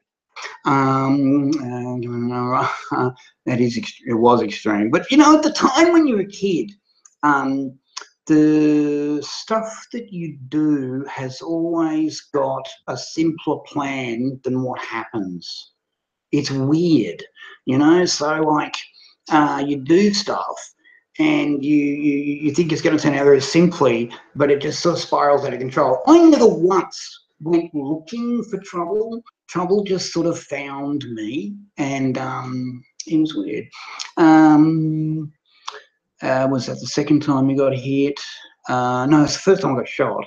I got shot at a few times. I was working in a service station, and I was a casual. I was a console operator. It was a self-serve service station. And one night I'd closed, and this guy comes up to the service station, bang, bang, bang, bang on the glass. Hey, I want petrol. I'm going, oh, we're closed. And he's bang, bang, bang, oh, petrol. I'm going, no, mate, we're closed. There's another servo down the road. You'll find it. It's easy. And he's really angry and, you know, annoyed. And then I go back to the console, and the next thing is crack. And he shot through the glass at the console, and I ducked down, going, "Oh my God, I'm going to get killed!" And he's like fired 3 or 4 more shots.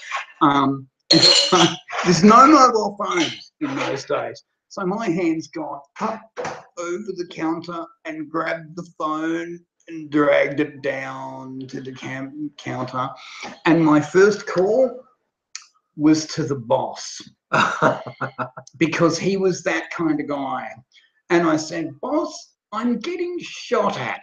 I need to call the cops. You might want to turn up, but give it 15 minutes.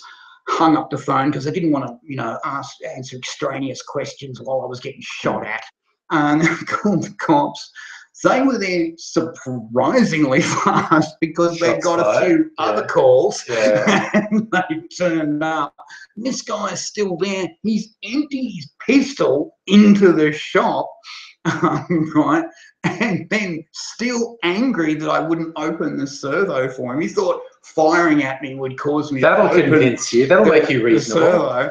And I'm hiding down there. I realised that what I'm hiding behind is chipboard and glass. That's not stopping anything. Yeah, not bulletproof. I start to crawl away from the console just as I see white, blue and red lights flashing. I'm going, please arrest him, please arrest him. Next thing, I hear a knock at the glass and I'm going, no. Not looking up. No, not for me. And he says, it's okay, it's the cops. And I go, and I peer around the corner. It is the cops. And I come out, thanks for coming. And said, we thought we'd better. Yeah. Anyway, so boss turns up. He starts yelling at me. Holes in his glass. What have you done? What's this? And I'm going, I didn't shoot anyone. That guy did the shooting. Him. Be angry at him. Yeah, stop blaming me. You should have shot by now. That sort of started the problem. Yeah, I was. Come on, man. I was cleaning up. He was furious. And even the cops are looking at him like, dude. Yeah, what's that about? Come on, man. There was also a rule back in those days, and it's not these days, they changed it because of some tragic deaths in Liverpool. The rule back in those days, and this is in the dark days of the 1980s, last century, where there was no electricity and there was horses, where if you were a casual worker and you got robbed and you gave them any money, you could get charged for being an accessory to the crime. And the idea was that the casuals were supposed to fight the robbers so that the boss didn't lose any money. Anyway, so these poor kids in Liverpool did this, and they got shot. There was 6 kids who got shot and 4 of them died. And at the inquest, the judge went, why did these guys fight back? And it all came out. And nationally, the laws were changed so that if you ever get held up, you just give them the money. You just give them the money. Yeah. The insurance companies were told you will pay out, no questions asked. The bosses were told you will pay this insurance, and because everybody was doing it was cheap, and you will tell your staff just to give them the money. Yeah. And so nowadays, you just give them the cash, no question, it's all good. And away they go and you call the cops. There's CCTV everywhere now, so, you know, you're on camera, so it's not like they're going to get so back in those days, you were supposed to fight back, and my protection was a stick. That's going to help. And I had 2 guys come in, one with a gun who was kind of freaking out.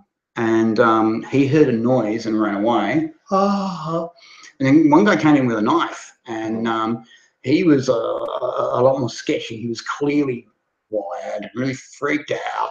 And I'm going, what am I going to do? So, and he was very gully, very, very aggressive. And I said, okay, I'll give you some cash. And while I've turned to the till where the cash was, he's started to lunge. And so I've gone, I'm in trouble here. So I've picked up the cash register and slapped it over his head. He's conveniently passed out. And I've tied him up with an extension cord, like an electrical cable that was on sale in the shop. And called the cops. Please come quickly. They did, and called the boss. And the boss has turned up, and he's gone, what's with my cash register? What's with my stock? And I've gone, well, he didn't get any money. Yeah. Well, you know, you've cost me dough. And I'm going, he was going to kill me and stuff. You know, I had to improvise. Yes. It's a bad boss. Come on, man. You know, come on, man.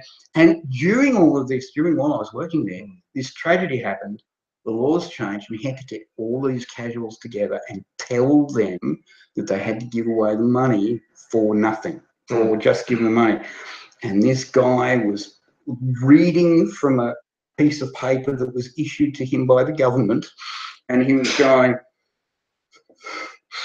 from now on, during a robbery, you must hand over the money with no question. and no flight back.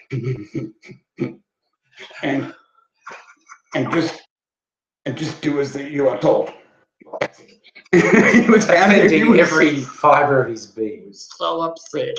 He was so upset that his money wasn't going to be fought for by 15-year-olds. That he was like furious. You know, just going. And one of the senior casuals, you know, because I was kind of junior at this point, the senior casual said, "You know, I don't think he cares much about our security." No, I don't think he cares much about us. The senior lads were laughing, and we all went out to the pub, because there was another thing back in those days. If you could kind of pass, you could kind of get in the pub when you were junior. They didn't kind of bother. We had a good celebrate because we were going to live. Yes. You know?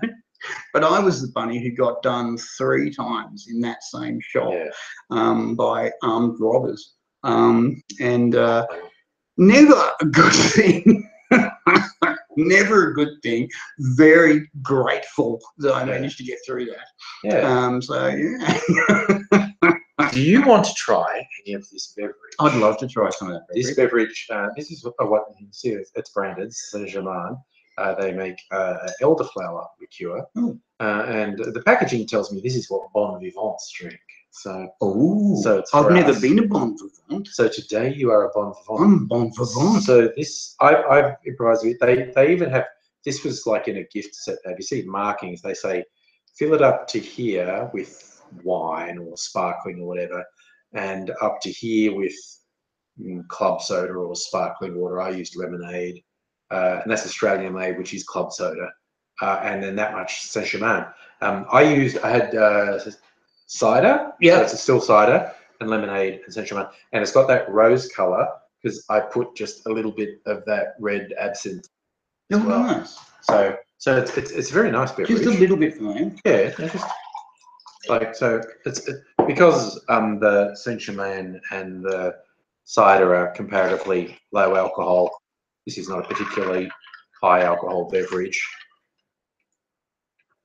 but it's a nice sort of summery drink. It's really, really nice. Yeah, no, it's really, really nice. And we're now officially bon vivants. So you know, we are bon vivants. We're bon vivants. And I feel different. Yeah, you should. I feel different. You should. I do in the chat now.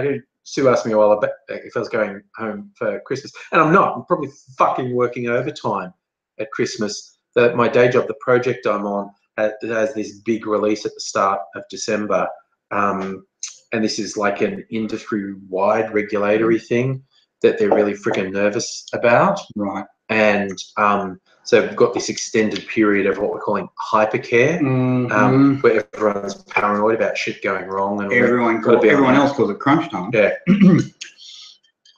Now I'm not only not getting any time off over Christmas, the workplace generally actually shuts down for 2 weeks over Christmas. A lot of places do now, but Christmas, New Year's completely shut down for 2 weeks unless you're urgently needed, and I'm apparently urgently needed. So the only days I'm going to get off are the actual public holidays. I don't get any time off over Christmas. So I don't get to go home. So, well, that sucks. I have to do something nice for you. Yeah, you know, well, if there's bloody skeleton stuff, I don't know, I'll just get drunk at work or something. I like it. Yeah. I like it. It's not like you're operating heavy machinery. No. It's just like you're doing an industry-wide standards thing. I mean, how can that go wrong? Just sitting at a computer. That's the thing. If I've ever, and I don't do it very often, but occasionally you have a bit of a festive lunch with someone and have a couple of beverages. You know, I'm fine. I'm going back to work. And you sit at work going, not fine. Not fine. Someone's going to say something to me, and I'll snap, or they'll just smell my breath or whatever. And so suddenly going, I think I'm coming down with a cold. I have to leave. I've got to go. I have to go. Sue breaking the news to me that Christmas is a public holiday. Yes, and Dubbo's 800 fucking kilometres away. Can't even fly there very conveniently. Not anymore. On things. So. Yeah, well, Screenplay has asked us a few questions. Said there was some sort of Muslim ban in Quebec, Canada, which I've never heard of, but it's a stupid idea. And Trump seems great, right? That's a leading question.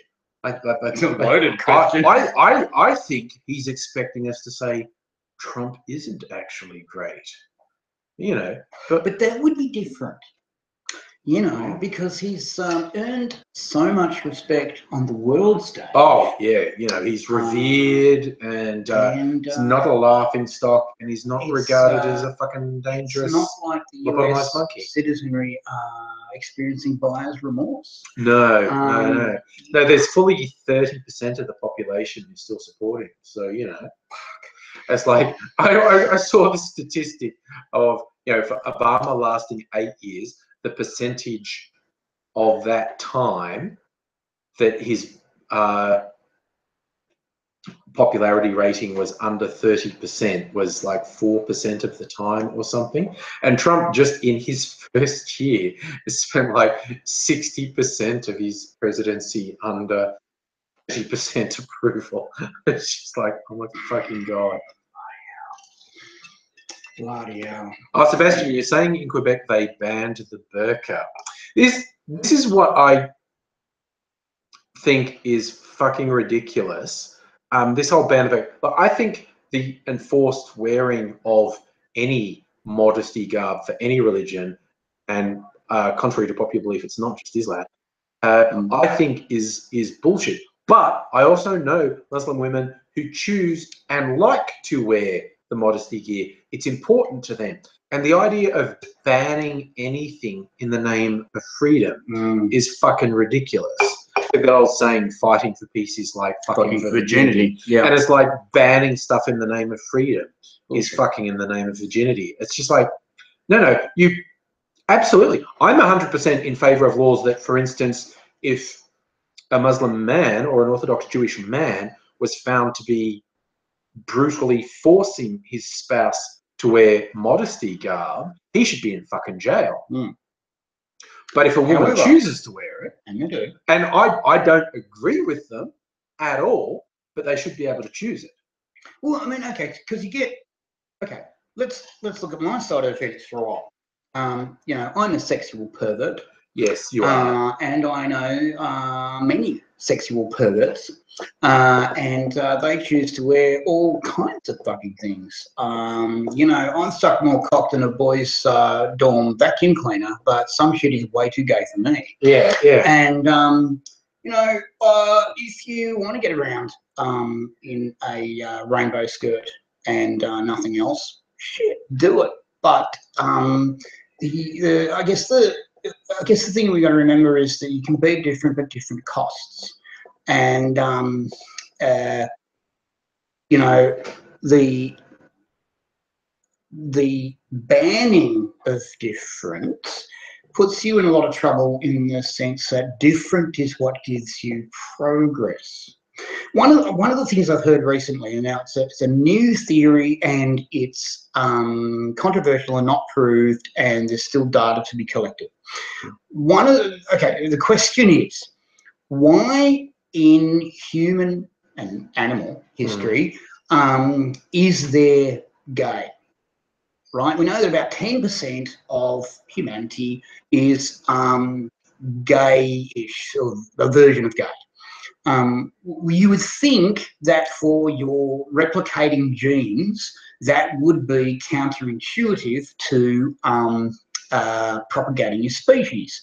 You know, why are you feeding this 10% that's not putting in to making new species or making new versions of the species? And this theory has come about that says that your 10% that's gay, because it's different, introduces new social memes that progress your society. Now, like I said, it's speculative, it's new, there's not enough data about it, there's no real proof, but it's an interesting idea in the sense that different moves you forward. Yes. In Australia, for example, we've pinned our future on immigration. We get in 125,000 people a year from different places around the world. We get people with skills first, and then we get people with track record next, and then we get refugees last. We get these people in, and it's basically because it refreshes and renews our society. And a lot of your idiots don't like it, but it does in fact refresh and renew our society. Australia loves food, adores food, and it takes for granted that something like 80% of the food we eat is directly related to the waves of immigration that come through. You know, I see this all the time. I see people who go, "Oh, it's Vietnamese, but let's go and have a bowl of pho for lunch." It's like, dude, at what point did you not connect that had to, you know, oh, the libos suck, I want to have a kebab. Yeah. Mate, at any time, you know. Australia has literally been saved by waves of migration multiple times. Like during the gold rush in the 1800s, the Chinese were much maligned and treated as so evil. But along with being miners and whatnot, they were also gardeners, and the quality of food in Australia at that point was terrible, absolutely terrible. And the Chinese who stayed built up market gardens and basically around the big cities. Yeah, saved the lives. People stopped dying of fucking scurvy and vitamin Which was a big thing. Which was a big thing in Australia. People would drop from scurvy all the time because we ate crap. So that was one wave of migrants that literally saved the fucking colony. So I guess the indigenous are saying, thanks, Chinese. Awesome. They probably would have died out if you fuckers didn't. yeah. Dude, we were trying to get rid of the white disease. So you're not helping. Yeah. Post-World War II, we had a wave of non-English speaking European migrants, notably the Italians and other Mediterraneans. Again, saved us by fucking diversifying the food base in the country. Again, because it had gotten really stodgy. Let's not forget that these same people and the next wave of migration came through and built a thing called the Snowy Mountains Hydroelectric Scheme. Yes, that was all European migrants who built the Snowy. Okay, difficult work, tunneling fucking through mountains and rock in the snow, and the heat was fucked. And basically what it did was it provided hydroelectric power, but it also provided irrigation for effectively desertified arable land, which now feeds something like a fifth of the world. Yeah, basically all of New South Wales west of Sydney, basically, is what we're saying. West of the mountains, which is where I grew up, which is if you don't irrigate it, is a fucking desert. It's not going to happen. Again, probably less seismic was the Vietnamese influx in the 70s, and then the Lebanese influx in the 80s, 90s. But yeah, that's just nice that we have different stuff now. You know, now we have halal snack packs. I go to hospital quite a bit because I'm slightly ill. A little bit. They call me Mr. Cool. I've got a preferred customer card at the hospital. Oh, yeah. I know my patient number. You shouldn't. I do. Put it this way. The fourth time I woke up in intensive care, I woke up and said, "Oh, I'm in intensive care." You shouldn't know you're in just by looking at care. You shouldn't be there that often that you know where you are. You should wake up and go, "Where am I?" Not, "Oh, I'm in intensive care again." It shouldn't mean again. You've got to really reassess your lifestyle. Yeah. Anyway, that's the thing. My doctors, the younger ones, are now Vietnamese, because when they came, their grandma said, "You've got to be a doctor," and they went, "Okay, I want to be a doctor." So they studied and they're doctors. And these Vietnamese doctors of mine have a more broad Australian accent than I do, and are very good at what they do, which is good because I'm alive. Yeah. I'm appreciative of their work. Thank you. One of the funniest things I've seen, because I'm used to people of varying ethnicities, our age and younger, having very Aussie accents because they're migrant or maybe even second generation migrant children, so they got the local accent. But older people, non-pale Caucasian, I expect to have an accent. And I saw this doco once. It was on Bendigo or Ballarat, one of the gold mining towns, and there was this old Chinese guy, like by old, I mean, he was about 80 or something, who manages the museum, the Chinese Gold Museum, and he's traced all the history and everything. And I expected him to sound like a migrant, right. And he had the Aussiest accent ever. And I went, that's right, because you're in a gold mining town, and although you're 80, you're a fourth generation Australian. Fifth generation Australian. There you go, mate. And for whatever reason, your family has stayed married within Chinese ethnicity, because he didn't seem to be mixed race. But is this old Chinese man who, instead of speaking like Jackie Chan's grandfather, was the Aussiest bloke ever. And it was really incongruous, and it really threw me. Oh, Chris, his name is Russell Jack. Thank you for that. Sorry, I just got a text message. That's really weird. Who's that from? Someone has just sent me a picture of a halal snack pack, and it's a pretty big one. It's a halal snack pack. And I'm not sure who it is, because I haven't put a name next to it. I've texted them before, but I don't know who it is. So whoever it was who just sent me a picture of halal snack pack, thank you. They're great, by the way. That's Reflection, you're right. Yeah, the museum's in Bendigo. This is funny, whenever I bring up halal snack packs, there's always someone. I'm thinking Sebastian is being sarcastic, ironically, with the ban halal. There's always someone, though, who tries to justify their bigotry, their anti-Islam bigotry, by saying halal's cruel. And I went, dude, if you're a vegan, you get to criticize halal. If you eat meat, or even dairy for that matter, oh, it's Amy. Okay, Amy, for whatever reason, I didn't have your name tagged with your number. I'll fix that. Okay, yeah.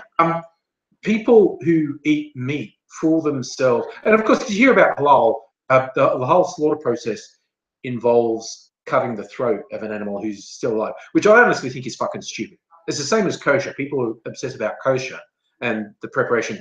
It's like, dude, it's fucking voodoo. Your magic man in the sky told you to do it. It's fucking stupid.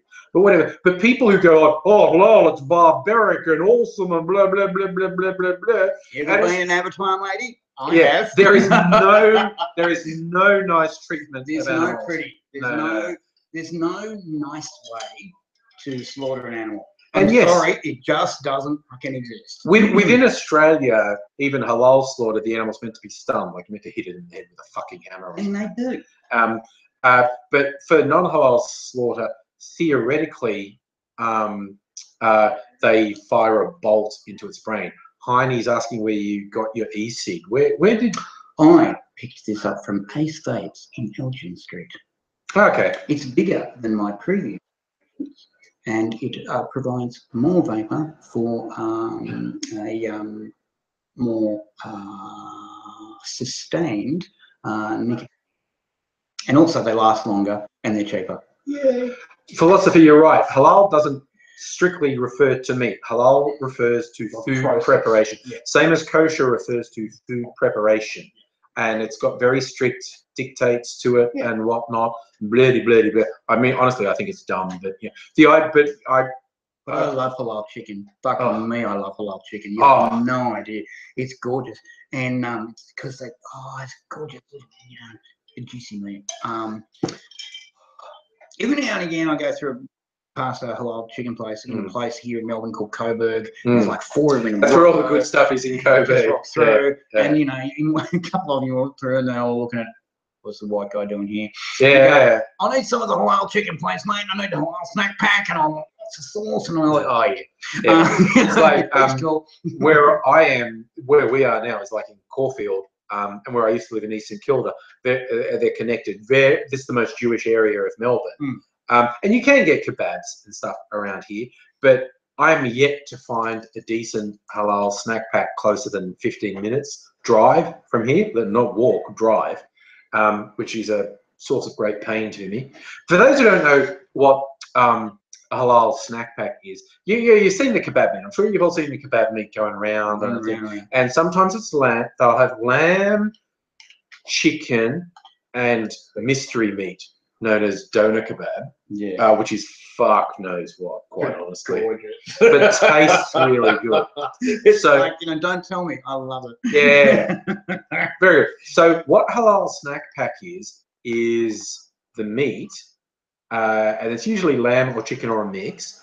And it's a halal snack pack is some weird Australian invention. I don't know who came up with it, well, but it's layers. There's chips, and then a proper halal snack pack is a layer of chips, a layer of cheese, a layer of meat, preferably in my book the mixed chicken and lamb.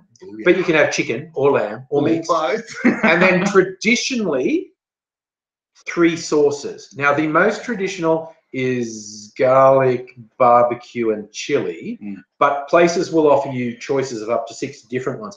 I'm not really into chili. I'll get sweet chili because that's slightly milder. I do like it with garlic, barbecue, and sweet chili. So my thing will be chips, cheese, mixed meat, garlic, sweet chili, and barbecue sauce. I was placed recently. One of the sauces they offered was a satay, which I hadn't had, so I tried that. Nice. It was nice as a sauce, but the meat was only fair to middling. It's funny, after having, because I love kebab meat with chicken and lamb particularly, and it's fucking glorious when you get a good one. For a while, I didn't think there was such a bad thing as bad halal snack pack, and I have since had a really fucking ordinary one. Which is weird, right? Because how did you guys manage to fuck that up? Because it's like, it's like sex and pizza. Yeah. And like even bad pizza and bad sex is not so bad. Yeah, right? And it wasn't terrible. It was just depressingly ordinary. Yeah. Because most of them are so spectacular that you don't need to eat again today, right? And the halal snack pack came about because we have, frankly, a racist politician in this country with red hair, and she started her career by going, the Asians are especially the Vietnamese, the Asians are taking us over, and it's all going to be terrible. And you know what? They didn't. No, or they didn't do it in a negative way. Anyway. It was fine. And they tilled their fields, they raised their kids, and everything was great. Right then, she came back and said, "Oh, now it's the Muslims that are going to eat your babies." Right? And everyone's going, have we heard this song? Yeah. And she had a debate on the TV with a Muslim member of parliament, Sam Dastiari. He's an Iranian Muslim by birth. Right, and he said, well, it's not, and she was going, halal's funding terrorism. It's not. It's actually funding the halal licenses who love the shit out of it, by the way. And he's going, well, it's not so bad. Why don't I invite you for a halal snack pack? And she fucking lost her mind. Lost it, right? And within the week, everywhere that sold halal had a halal snack pack. Yeah. And they were all different, but they've since standardized. There's a relatively standard thing. And I went to my local place and I said, "Oh, how did you come up with a halal snack pack?" He said, "I didn't know, but as soon as I seen it, people started fucking asking for it. Yeah. I made it." If you want to look up wherever you are in the world, just go on Facebook and look up the Halal Snack Pack Appreciation Society, which has got thousands and thousands of members in Australia, and people just recommend or pour shit on local halal snack pack provider. It's like star system, the whole bit, because of the become. This is the picture Amy just sent me. I'm trying to get. In all its glory, that's a halal snack pack, and it's funny because there's no good places around here that I know of. Like I have to drive for 15 minutes. There's Chapel Street. There's one that makes a pretty good one, and there's one if I head fucking out further into the suburbs for 15 minutes. It's called Mums or something. It's called Mums Kebabs. I found this from the Halal Snack Pack Appreciation Society. But I work in the city, and there's one place. It's down on Flinders Street towards Spencer Street, and it is renowned as one of the best. I know the place. And it's fucking great. Every lunchtime there's massive. Like I went there at 11:30 one day. Because I'm going to get in early, right? And there's already a fucking line there. And so cheekily, someone opened another one right next door to it. so you don't know for sure which is the one that one's also pretty good. But so I can go down there and get a really fucking good HSP, but you have to line up. A food court that's where I work, the workplace is actually split among 4 fucking buildings in the CBD. So depending who I have to see about stuff, I have to fucking walk between 4 different buildings. Which is stupid. Which is fucking annoying. But one of the buildings has a food court at the bottom of it, and they'd had a kebab place there for ages, which has actually only really recently started doing an HSP. So I got one because it's right downstairs from where I have to see some people. And it was kind of fair to middle. And that's the thing, a good halal snack pack is so good that one that's only okay is actually quite disappointing. It's ridiculous because you look at this thing and it looks like someone's just poured Bazaar into a phone box. Yeah, right. Yeah, I mean, it's a big mess. Like, I swear to fuck, if you get one that does a large one, they're normally about $15, but they're like this fucking massive. They are enormous. And I swear to God, I've gotten one from this one down on Flinders Street that's, got a sign saying Melbourne's best, and I fucking agree. And it's like this fucking big, and I've gone, that's too big. You'll never get through it all. And it tastes so good. I've eaten the whole. You do get through it all. You do, because you start, you go, oh, okay, this is, the first one I ever had, I was like, oh my God, look at this. It's just, this is not presentation. And I've gone, I'll give it a go, and it's like, oh, hang on, that's actually I'm actually gonna I'm really thinking of getting another one. When you're halfway through, you know, I might just pop in and get, and I was halfway through mine. My boyfriend had finished his and he was looking and said, do you mind if I had some of yours? And I've looked at him and gone, have you finished yours? And he said, well, there wasn't much there. Basically, if a place does a large halal snack pack, technically you could feed 4 people. Technically, you could, at a dinner party, you'd cut it in 4, and then plop, there you go, and they'd want more anyway. Practically, one hungry person can knock it off. You can get through it. You can get. I mean, I swear, they weigh it's about a kilo, really. Really, it's a kilo. It's about a kilo of food. But it tastes, if you got a good one, it tastes so fucking good. You just plow through it. Look, Evil Hub saying hi. So, yeah, this is what I love. Like, we've now been live for about 2 hours. I love. And the viewership has rotated through. People hang about for 15, 20. Some people go for the whole thing, which I love. Is AIDzee one of them gay folk? Oh, fuck, I hope not. I've let him in my house. There will be gay all over my house. There will. And oh my God. You might want to wipe up your bathroom. Oh, Jesus Christ. I want one of those things they have on the infomercials, the power scrubber. And I'm just going to power scrub anything he's touched. You'll need that with pure ethanol. Yeah. And then burn it. Just like scrub the gay out. Scrub the gay out. Crying game style. It's everywhere. Scrub.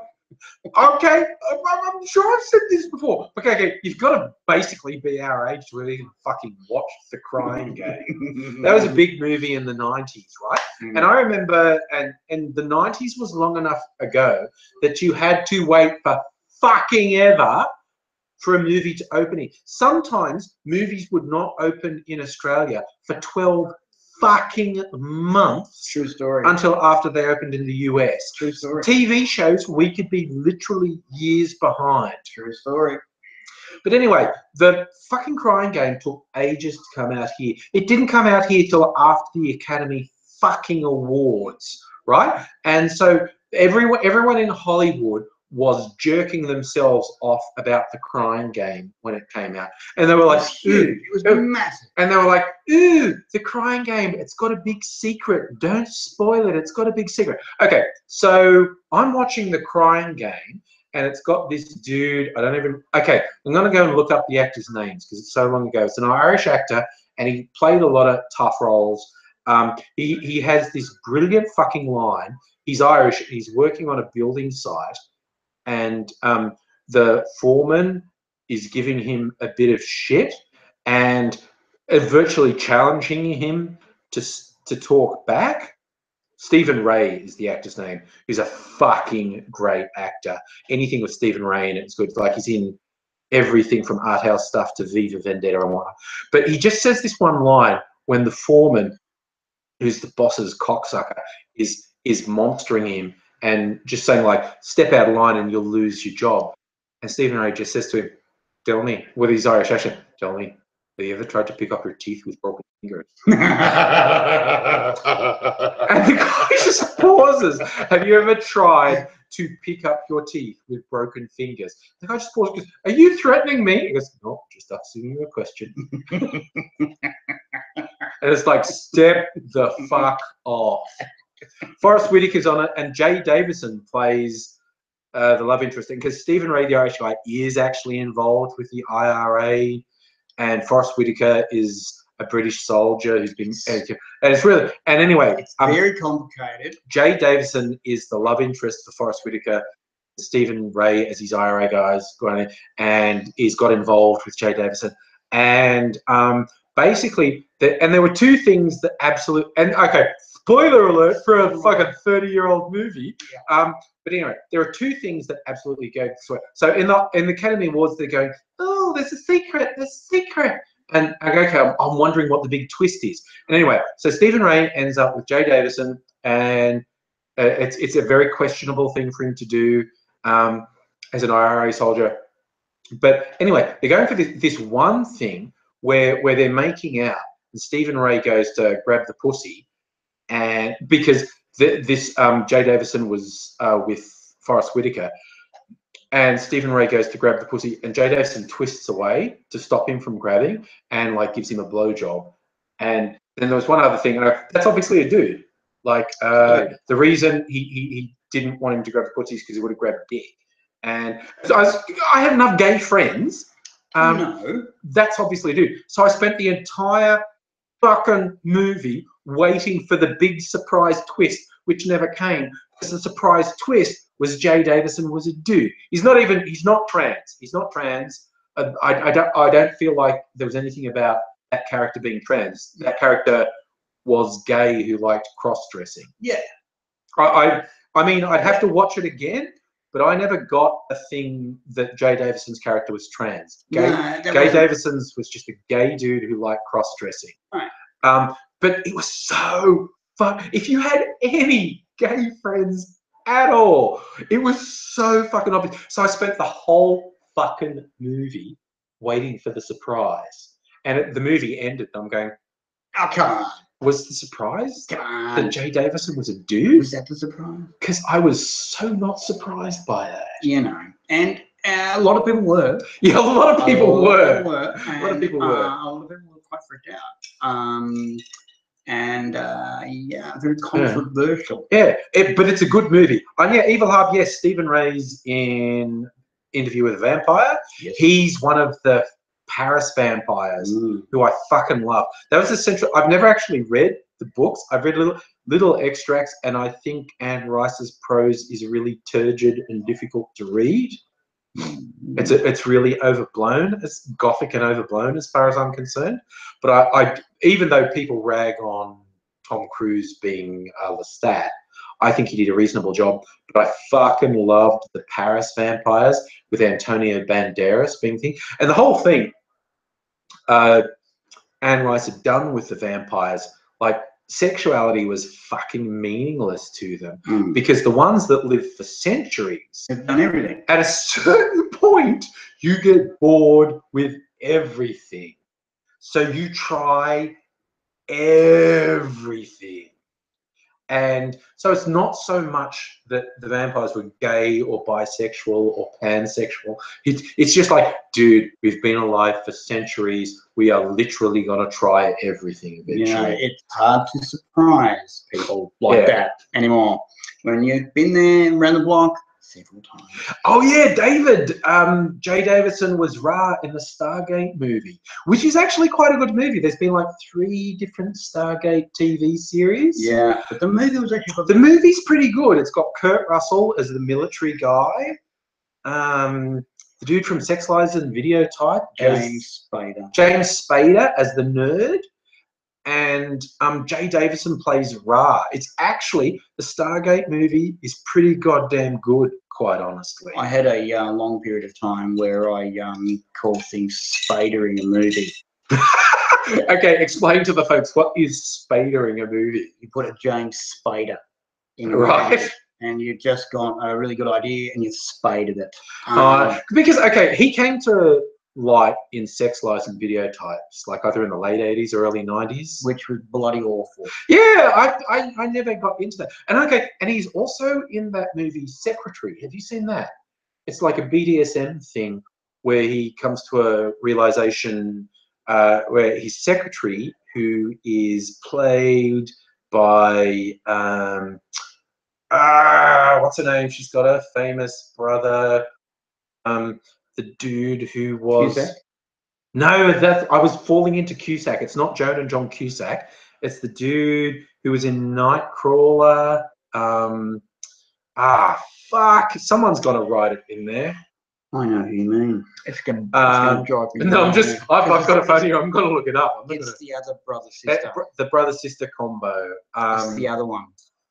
Maggie Gyllenhaal. Thank you. Thank you. I knew someone. And Jake, Maggie and Jake. So yeah, Maggie and Jake Gyllenhaal. So Maggie Gyllenhaal plays a young woman who is self-harming. Her life is fucked, and she gets a job as a secretary for this guy. And they end up forming a BDSM relationship. He's master, she's subject, and it's new to both of them. And I know a lot of my friends who are really into BDSM say it's really well done. I feel like I have to rewatch it because I eventually watched it and went, no, this is kind of lame. I don't know. Maybe because I was thinking spaded it. I think James Spader is I think Spader is a pretty fucking lame master dom, quite honestly. Frankly, I'll have to rewatch it, but yeah. Oh, okay. Here we have two different views. Evil Harp thinks James Spader's voice was perfect for Ultron, and I actually lean your way, dude. Biori thinks that Spader did Spader Age of Ultron. See, that's the thing, you know, people... And both are equally valid. I'm completely okay with people's opinions. What's that bloody legal show with Shatner and Spader in it? Which has its moments, Boston Legal. Boston Legal. And that does have its moments. Yeah. And when they play off each other, they actually do a pretty good job. Yeah. And I mean, honestly, I'm yet to find any evidence that William Shatner's not a total cunt. I mean, I like him in lots of stuff, but apparently every single thing I have ever fucking read about him as a human being. Not a nice guy. No, he's a fucking piece of shit. He's awful. He is. Apparently. I mean, I haven't met the guy. No. I don't know any of this firsthand, obviously, but every story ever is Shatner's a fucking piece of shit. I still remember one of the episodes of Boston Legal, because I didn't watch a lot of it. It was towards the end of one of the seasons. I don't think it was the first season. But basically, apparently the stream died for some people. Space Goy says it's gonna refresh. Oh God, what's doing? Oh no, come on, settle down. Refresh. If your stream has died. That's interesting. Philosopher knew Shatner from Boston Legal before from Star Trek. That is really interesting.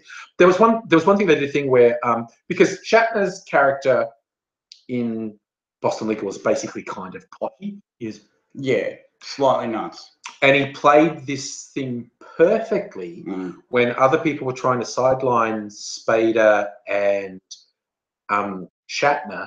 He played the crazy thing perfectly, so they won in the end. And Spader's asking him, like, how the fuck do you do it? And he's going, look, normally I've got everything under control, everything's happening. But when someone tries to fuck it, every now and then you've got to do, and he like sticks cigars in his ears. And he goes, it's just like every now and then you just have to make people think you're crazy, because then they never know when you're on the level.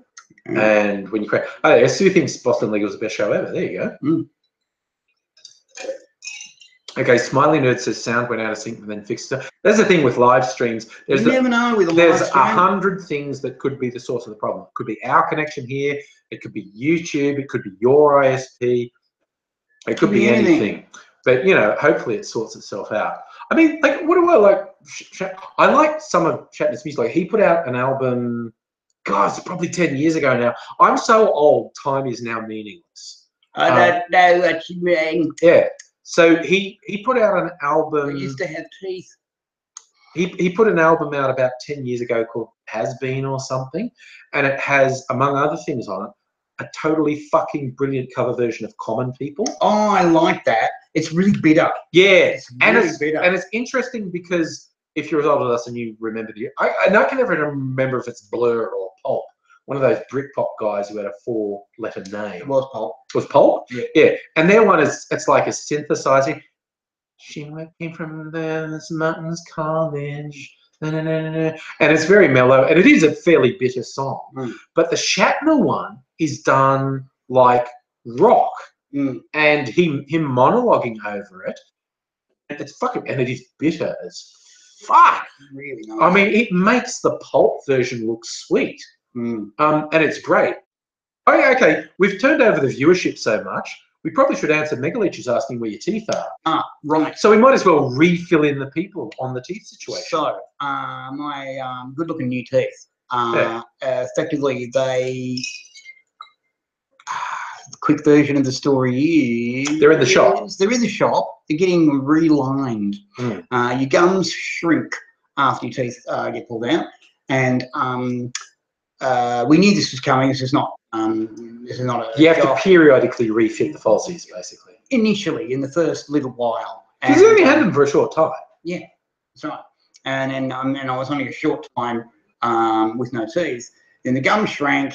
They started to get wobbly. And they've gone back in, getting relined, and I'm getting in back next week. Okay, don't get distracted while I look this up, AIDzee, because I'm going to share people some links of some photos. The most notorious teeth in all of history, from our Shane McGowan's teeth. Back in the 80s, when we were in college, the pogues were a really big thing. And back then, Shane McGowan had really fucking bad teeth. Like, basically how AIDzee's teeth used to be about a year ago. About a year ago. But he actually kept going. Like, look at this. I don't know if you've seen this. This is where he's worn down to nubs. Good work, Shane. There are little black stumps in his fucking gums there. That's him in the 80s when we knew him. But he's got false teeth now. Yes. So, and I think yours look more natural than him. He's got like horse teeth now. Right. Yours look a bit more fucking natural than his. Look, I'm gonna give you a link, and that is not Shane McGowan, but that's a before and after of Shane McGowan with tombstone teeth and fixed teeth. No one ever thought he'd fix them, because back in the 80s when we were into it, he's notorious. Like, he had, the British NHS teeth. They're all at angles and rotting, and because he's a fucking alcoholic. Big. His teeth, but by the 90s to the noughties, they'd actually rotted down to little black stumps on his fucking gums. And people thought, Shane McGowan's such a fuck up, that's it. But 5-10 years ago, he got new teeth. They're like falsies. And, but they're too fucking big. And they kind of look like horse teeth in his mouth. AIDzee's, yours look much more natural. I had dental, you won't be able to tell because it's relatively subtle, but I noticed it. My front teeth, top and bottom, I go for 6 monthly checkups, and the dentist went like, no, there's kind of little chips and stuff in your teeth we should fix. And I know what it comes from fucking biting a fork. Have you ever done that? Like, you're eating a meal and you misjudge where the fork is and you bite down really hard and chomp on a fucking metal fork? It fucking hurts. Not anymore. No, not anymore. Not anymore. So I've done that customer. So I did have really jaggedy, particularly on the bottom. They were little sharp bits. Like, I used to amuse myself. I'd scrape my fingernail on them and it'd just like scrape off levels because they were little sharp bits. And it was relatively minor work. Fucking cost $1,000, but I have private health insurance, so it didn't cost me that much. But I didn't need anesthetic. They didn't go really drilling. They just fucking, filed them down a bit and then filled them. So I'm still getting used to it because the bottoms of my teeth are now smooth. They used to have sharp bits, and now they're good. So it was only a week ago, and I'm still fucking getting used to it. I when I got my new teeth, okay, so before I got my new teeth, so what happened was I got arthritis, and then they gave me chemotherapy, not radiation, but the chemicals, to stop the arthritis. Now, what that does is it turns off your immune system, because it's your immune system that's attacking you. Yes. So it turns it off. Okay. Yeah, and it worked. That's both cancer and rheumatoid arthritis. Right. These days they have different drugs, but back in those days they used chemotherapy. Now, unfortunately, and it happens in some cases, unfortunately for me, what happened was my immune system did not bounce back. It did not come back up to full strength. It stayed low. It stayed suppressed. And so lots of different problems happened. My teeth were already in trouble because when I was a kid, they grew together and cracked. And I would wash them on the outside, brush them on the outside, but on the inside, they were rotting. Yeah. Now, when I had the chemo, this really brought that on. And so what would happen was I'd be I'd be eating something, or I'd be, just going along, and my teeth would explode. Yeah, basically they've rotted from the inside out, and the enamel reached its limit of containing shit, and it goes boom, right? And I was actually eating a custard tart in front of a friend of mine. The notoriously tough and chewy custard tart, which are almost liquid. Right, it's like big goo, right? Yeah. And I'm flicking into this, and nom nom nom. And lifted and my tooth has exploded right in front of him, and he's like looked at me, looked at his custard tart, and then looked back at me, and I'm going, it's not the tart. The tart's fine. It's just me. And he's gone, your tooth blew up, and I'm going, yeah, they do that. Yeah. And so what happened next was my jaw had a little piece in it that died. Necrotized and died, and got massively infected, and they thought initially it was just an infection, and then my base set here was really full on, and then what happened was, thank Christ, it burst. Yeah. And much relief was had. We all went back into hospital, and they've taken a swab, and they've gone, that jaw's died. So they had to take all this from there to there, took them all out, grind out a piece of the jaw. And they said to me, when they were doing it, they said, this is emergency surgery. If we don't do this, you will die. And your blood's gone septic. So we're going to grind this out. Be ready to wake up with broken jaw, get ready to wake up with a jaw section of your jaw missing, get ready to wake up with no jaw at all. Yeah, we didn't actually communicate this. We were making videos at the time, and we didn't communicate this. The worst case scenario a couple of times was really fucking bad. Because if you, like that happened to the movie critic Roger Ebert, you lose your bottom jaw, you can't talk anymore. No. Like, you're still okay, but you can't talk because there's nothing there. There's nothing there. You can't learn to talk if you have no bottom jaw. There's you don't have a, you just, you spend all your fucking time focusing on not drooling. Mm-hmm. Pretty much. Because you must have hang fairly slack. So that was a concern. Yeah, we didn't let this on at the time. But we've been through things a couple of times where the worst case scenario was pretty fucking bad. Right. And he always comes out for some fucking reason. How the fuck, I don't know. And the septicemia wasn't pretty either. No, the whole toxic blood thing is also not good. There's a video we did after, okay, so thankfully they actually ground out a bit, and they left me with my jaw, which I was really fucking grateful for. There's a section of the video we did, and I had bandages all the way up my arms, which were unnecessary. But for the video, because what had happened was I had bruises from this particular antibiotic that they used. It was actually melting my veins. It was collapsing and melting my veins. So I had bruises all the way up my arms and on my neck, and we did it so we wouldn't see the neck, and all up the other arm and all up my legs. And so basically it looked really bad. And my teeth were gone. And so what happened for about 4 years was because my teeth were buggered and cracked and stuff, and there were many missing. I was eating on 3 teeth that were opposing one another at the back of my jaw. I'd had teeth on the bottom, but they were like, you know, going in the middle. There was no teeth above. You know, they were missing there, and I had teeth, you know, and there was like, you know, like a zipper. And there's 3 teeth at the back that I could actually eat with, and I could sort of bite with sort of half a bite, right? And they said, well, we've got to give you these drugs for osteoporosis, and you've already had a rotten jaw, so we've got to take all your teeth out. And I thought, oh, that'll be pretty quick. 3.5 years later.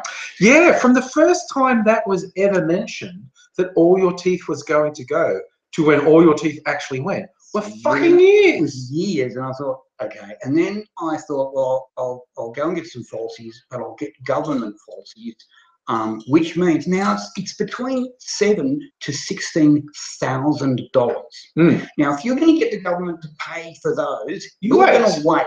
You're going to wait in line, right? And you're going to wait gratefully in line, because mate, if you don't have 16 grand and you want someone else to pay for it, you get to wait. And I was happy to do that. So I expected to wait between 18 months, 3 years. You know, I expected that. That was cool.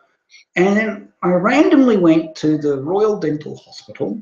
It's a teaching hospital. And I said, look, and I'm registered to get on the list. And I said, look, if the students want to have a go at this or want to get in on this, I'm happy for that. I like, you know. And they said, really? And I went, well, yeah, really. They went, oh, wow, come in next week. What? Yeah, come in next week. And so I come in next week and I meet my dental prostheticist, who's a student. And she's like, oh, I'm so happy you're here. We've been waiting for patients. And, what?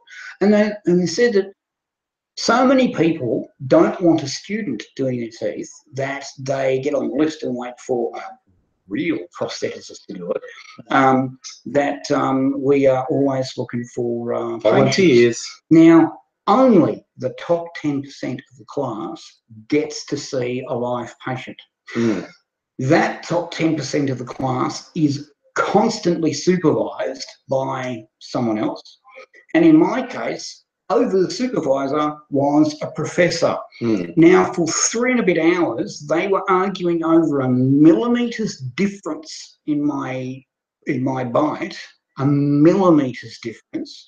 And I'm going, if you totted up the actual cost of these professionals, we're burning through thousands of dollars an hour. Well, they talk about that. Well, they talk about a millimetre's difference. And I'm going, this is cool. Yeah. And 6 weeks after I got in, I walked away with teeth. And I'm going, I was expecting to wait years, but 6 weeks later, bang, bang, bang, eating again. So, you know, get to your teaching hospital. Yeah, because we were right on the cusp of setting up a crowdfunding thing for you. To saying to the peeps, like, and a lot of people were on board with it. We're going to say to the peeps, like, okay, AIDzee needs teeth. And if he waits for the public system, it'll take 18 months to 4 years. Or if we raise the, fucking $20,000, he can have them now. And a lot of people are on board, and you've got some famous friends. I was going to fucking start leaning on them to endorse the crowdfunding thing. Which is very kind, and I wasn't looking. No, he didn't. I actually did it without him knowing. I sounded people out, said, look, if we did a crowdfunding thing for AIDzee, even if you can't contribute, if you just share it, that's the thing. And we were right on the cusp of doing it. And he calls me, oh, guess what? I'm getting one in 6 weeks. And I go, how the fuck are you doing that? How the fuck are you doing that? And that happened. And she did a great job. Yeah. She did a great job. And they look amazing. So, and I only haven't got them out because they're getting they're in the shop. So if you get them out of the shop in another week, again costs me nothing. Yeah. And I'm going to get those new teeth. They're going to be great. I'm going to be eating steaks again. How cool is that? Because you're going to watch me while I'm putting on. Oh, yeah, because you're eating more now. I'm eating more now. I'm working on. I've talked before about the tapping thing that Mrs. Angry teaches me to not eat snacks, and I hardly ever eat snacks now. You do this thing called tapping where you go like, okay, even though I really want to eat that chocolate, I know I shouldn't but chocolate is yummy and I like chocolate. But I accept myself anyway. And then you tap these acupressure points. You do here, here, here, here, here, here, and then you tap here. And I've got videos up of me doing this, and I don't say like, so I've lost 10 kilos basically. Amazing, right? Yeah, and my goal is to lose like another 20. Like, okay, telling truth, at my porkiest, I was like 115 kilos, and I'm now 105. Yeah, the first really big milestone will be getting under 100, so going like from 3 figures to 2 figures kilo-wise. Then the first really big goal is getting back to where I was when I started YouTube, fucking 12 years ago, which was 90 kilos. I was about 90 kilos. So people watching me on YouTube have watched my weight fluctuate 15 kilos, basically. So if I get back to 9, realistically, I should be closer to 80. But the first super, super big milestone is getting back to 90, which will probably take me another couple months. But the long-term goal is to get down to around 80, which is a healthy. But you know, when we started together, what we would do is get a kilo of lollies. We would seriously, we were calling it brain food. We would go to the supermarket and get a big bag of like deli snakes and go, sugar promotes creativity. That's right. That's clearly correct. Now we should have 5 more coffees. So, you know, and every time I have a coffee, there's 10 sugars in it. So we're good. And then we slowly noticed ourselves like, and we went, we should maybe not have the lollies. So now I don't eat snacks. But it works. And I also eat vegetables. I never used to eat vegetables. Now I eat vegetables. And this is this fucking mind control stuff. Mrs. Angry is a psychologist, counselor, and this is a technique she uses for people who have really serious problems. You can also use it to adjust how you. Well, people saying hi, Henry and Heist. Saying hi. Oh yeah, Heist. We've been on for fucking 3 hours at this point. We'll probably finish soon. Still daylight. If AIDzee goes like now, as we approach 7 p.m, there'll still be daylight when you get home. So that'd be good. Yeah, good. So and Mr. AIDzee will be kind of happy to see him. Yeah. So I've actually, when I talk about this tapping thing and my journey, I've actually been recording videos. I haven't posted them yet. I am going to make a whole YouTube channel. They won't be on the AngryAussie one because it's like so different. I have to decide still if I'm going to put them on the less AngryAussie channel, which I haven't posted anything to for ages, or if I start an entirely new channel that this will be about the whole journey. Sorry, I just remembered when you were talking about less AngryAussie. Yes, I was doing a thing. We were documenting AIDzee getting off drugs. Oh yeah, we were documenting that. Yes. And it was very bumpy in the middle. Yeah, the bit where AIDzee got back on the drugs. Very bumpy. Yeah. And I've been off the drugs for 6 months. Yeah, I was about to say, we take it so much for granted now, we stop documenting it. I've been off the drugs for 6 months. And my doctor's really happy. Because and most of this was across the counter drugs. Like, Again, if you watch Code Grey, that was made back in the day when, in Australia at least, you could get a pack of Nurofen Plus that had 72 tablets in it. And back at his worst, AIDzee was eating several of those packets a day. So when you hear all the thing now, they're trying to make anything with codeine in a prescription only. That's going to happen next year. Yeah, unless it gets derailed again. It's all his fault, actually. I did it. When they're talking about the excess abuse of painkillers with codeine, 90% of the consumption in Australia was him. I did. So, yeah. Yes, it was me. What's the line in Code Grey? You say when you have to set aside 45 minutes of your day just for consumption of drugs, you need to take a look at what you're doing. Really have to reassess. You really have to reassess. I would line them all up, and there were 100. And I would take 45 minutes to actually eat them. Not to crack them out of the packet, just to eat them. No, because there were hundreds of them. You know. So it was like a really, and because you can't just you have to wash them down, have to let it settle, because this stuff is a little bit rough on your stomach as well. Yeah, a little bit. Might still be paying for that. Yeah, little destruction of the lining of the stomach. A little bit of that going on. Every now and again, every year or so, I have a scope, a spit roast at both ends. And that's right. That's what you call it, spit roast. I call it finger cuffs because of the Kevin Smith movie. And you call it a spit roast when you get up the butt is the endoscope. Is the colonoscopy. But in the throat is the arthroscope. Endoscope. Oh, that's endoscope. Is that arthroscope or is that just colonoscopy? Arthroscope is somewhere else. Right. Endoscope is down the throat. Endoscope and colonoscopy at the same time. Meeting in the middle. Actually, they don't. I've actually got to go and have a pill can because that passes all the way through you. They don't meet. Yeah. There's 12 centimeters that they don't reach, and I have. Among other things, pernicious anemia, meaning I lose iron very quickly. And one of the things they look for is a gash in your alimentary canal, and they haven't found it yet. And they think it might be in the 7 centimeters they can't see, and so they're checking it out with pill cams. It's going to be like a video of inside me, and I'm thinking of swallowing different bits of plastic toys. So they find them when they go down. They see little things and go, that? And I'm thinking of getting little. I'm going to ask my chemist nicely if I can get little pill capsules with like Kinder Surprise. Yeah. And then eat all them, and then eat the pill cam, and see what happens when the video comes back. You just like swallow like a Lego skull or something. Yeah, stuff like that. Just like random things. For them to see, like have a little journey, have a little story as it goes through. And I reckon it'd be good. I could be sectioned again. Swallow a little model spaceship, so they think they've found someone doing an incredible journey in you while they've done it. Yeah. Yeah, I like it. So I think Henry's onto a winner there. We should write a sequel to Code Grey. Yes. What's life post? Because Code Grey was about a critical moment in your life, and everything else past there has been fucking troublesome. But you haven't had anything of that degree of criticality. You have been in intensive care a couple of times. In fact, I've been fucking astounded at how many times you've avoided being in intensive care.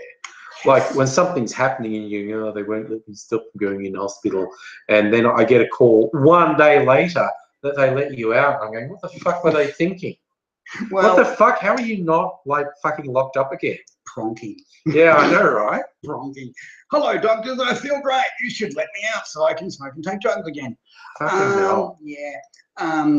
But when my significant other, my boyfriend, met my folks, because I hadn't come out to my folks. And we have a video on this topic as well. What it's like coming out to your parents in your 40s. I was 45 when I came out to my folks, and your folks get to an age, get to a point where they don't want to know anymore. They don't care. You're an adult now. Do what you want. I don't want to see your leather. I'm not interested. Right? But I was due for a physical crash.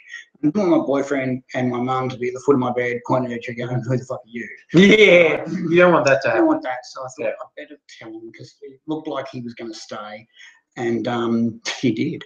And so they decided they were going to come to Melbourne and meet this guy.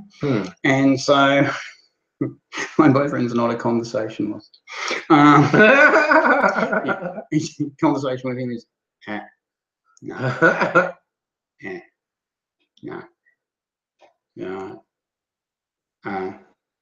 I watch your video now, and that's an hour's conversation. So, so they met him, and my mum's gone, "So, what do you think of AIDzee?"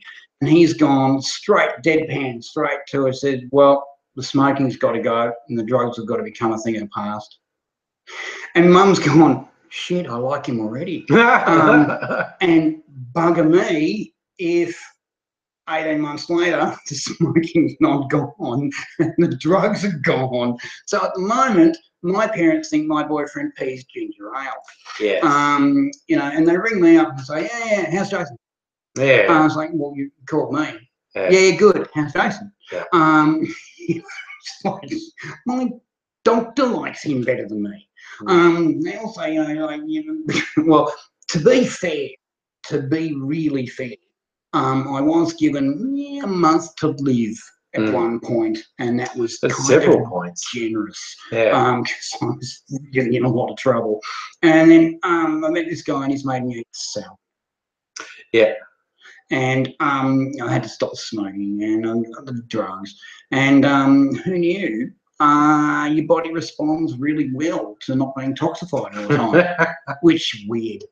But tell you what, though, in all seriousness, if I'd have known what giving up smoking would have done for my general state of health, I would have done it 20, 30 years ago.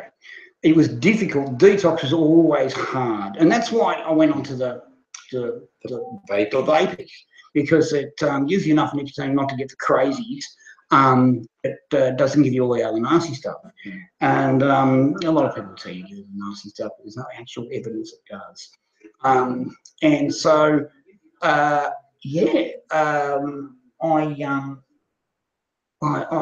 give it away, and then within a month, I was like going, bloody hell, this is kind of good. And within 3 months, people were going, shit, you look 10 years younger. What have you been doing? And I'm going, and then you stick a set of teeth in me, and I'm alive. It's amazing. Crazy, right? So yeah, I'm not going to go vegan. Because it's very difficult to do if you're into photography. Yeah. So many animal products and everything we do. Yes. So many animal products and everything we do. And it also worked in abattoir. Once you've done that, you've kind of burst your cherry about what happens to your food. Yeah. And I'm fucking grateful I live in Australia, because there are standards in abattoirs in Australia. Yes, we have reasonably good standards. Like even in the US, their fucking slaughterhouse standards are terrible. Shocking. One of the things that I'm really grateful for in Australia is, if you buy us something, it's got to have on the tin what's in it. And it's actually got to be what's actually in it. Yes. And if you don't do that, if you don't put what's in it, or they find something in it that's not on the tin, you get into several $100,000 worth of trouble. And they're not afraid to go you. The whole what's on the tin is fairly important. So yeah, not going vegan, but detoxifying on a regular basis is surprisingly good for you. Yeah. I tell you what, like, we've hit 7 p.m, so I think we might bid all you fine folks farewell. Yeah. A couple of nice tips of things you should swallow for the next camera that goes down you. Oh yeah. A space for rent sign, Rick suggests. That'd be funny. Nice. Evil Harp saying if you swallowed a mini Australian flag, it would look like explorers had claimed you. Nice. Yeah, those have a lot of potential. So we'll keep you posted about that. So thank you everyone for dropping by. As per usual, this has been a lot of fun to do. Hope you've all had fun watching. Thank you very much for coming. Really, really honoured that you allowed me on your channel. Thank you very much. Yep. So yeah, if you give us a thumbs up on the way out, we'll try and fool the Google algorithm into we're really popular. Popular as. So I'll hope to get AIDzee in very soon again to make some more videos. I like Henry saying you should swallow a miniature dildo. That's not trying, really. Swallowing a miniature one. I know. That's just not trying. How'd you get in there? How'd you get that in there? How did I not get there? Yeah, exactly. So you're surprised what you find next to it. Yeah.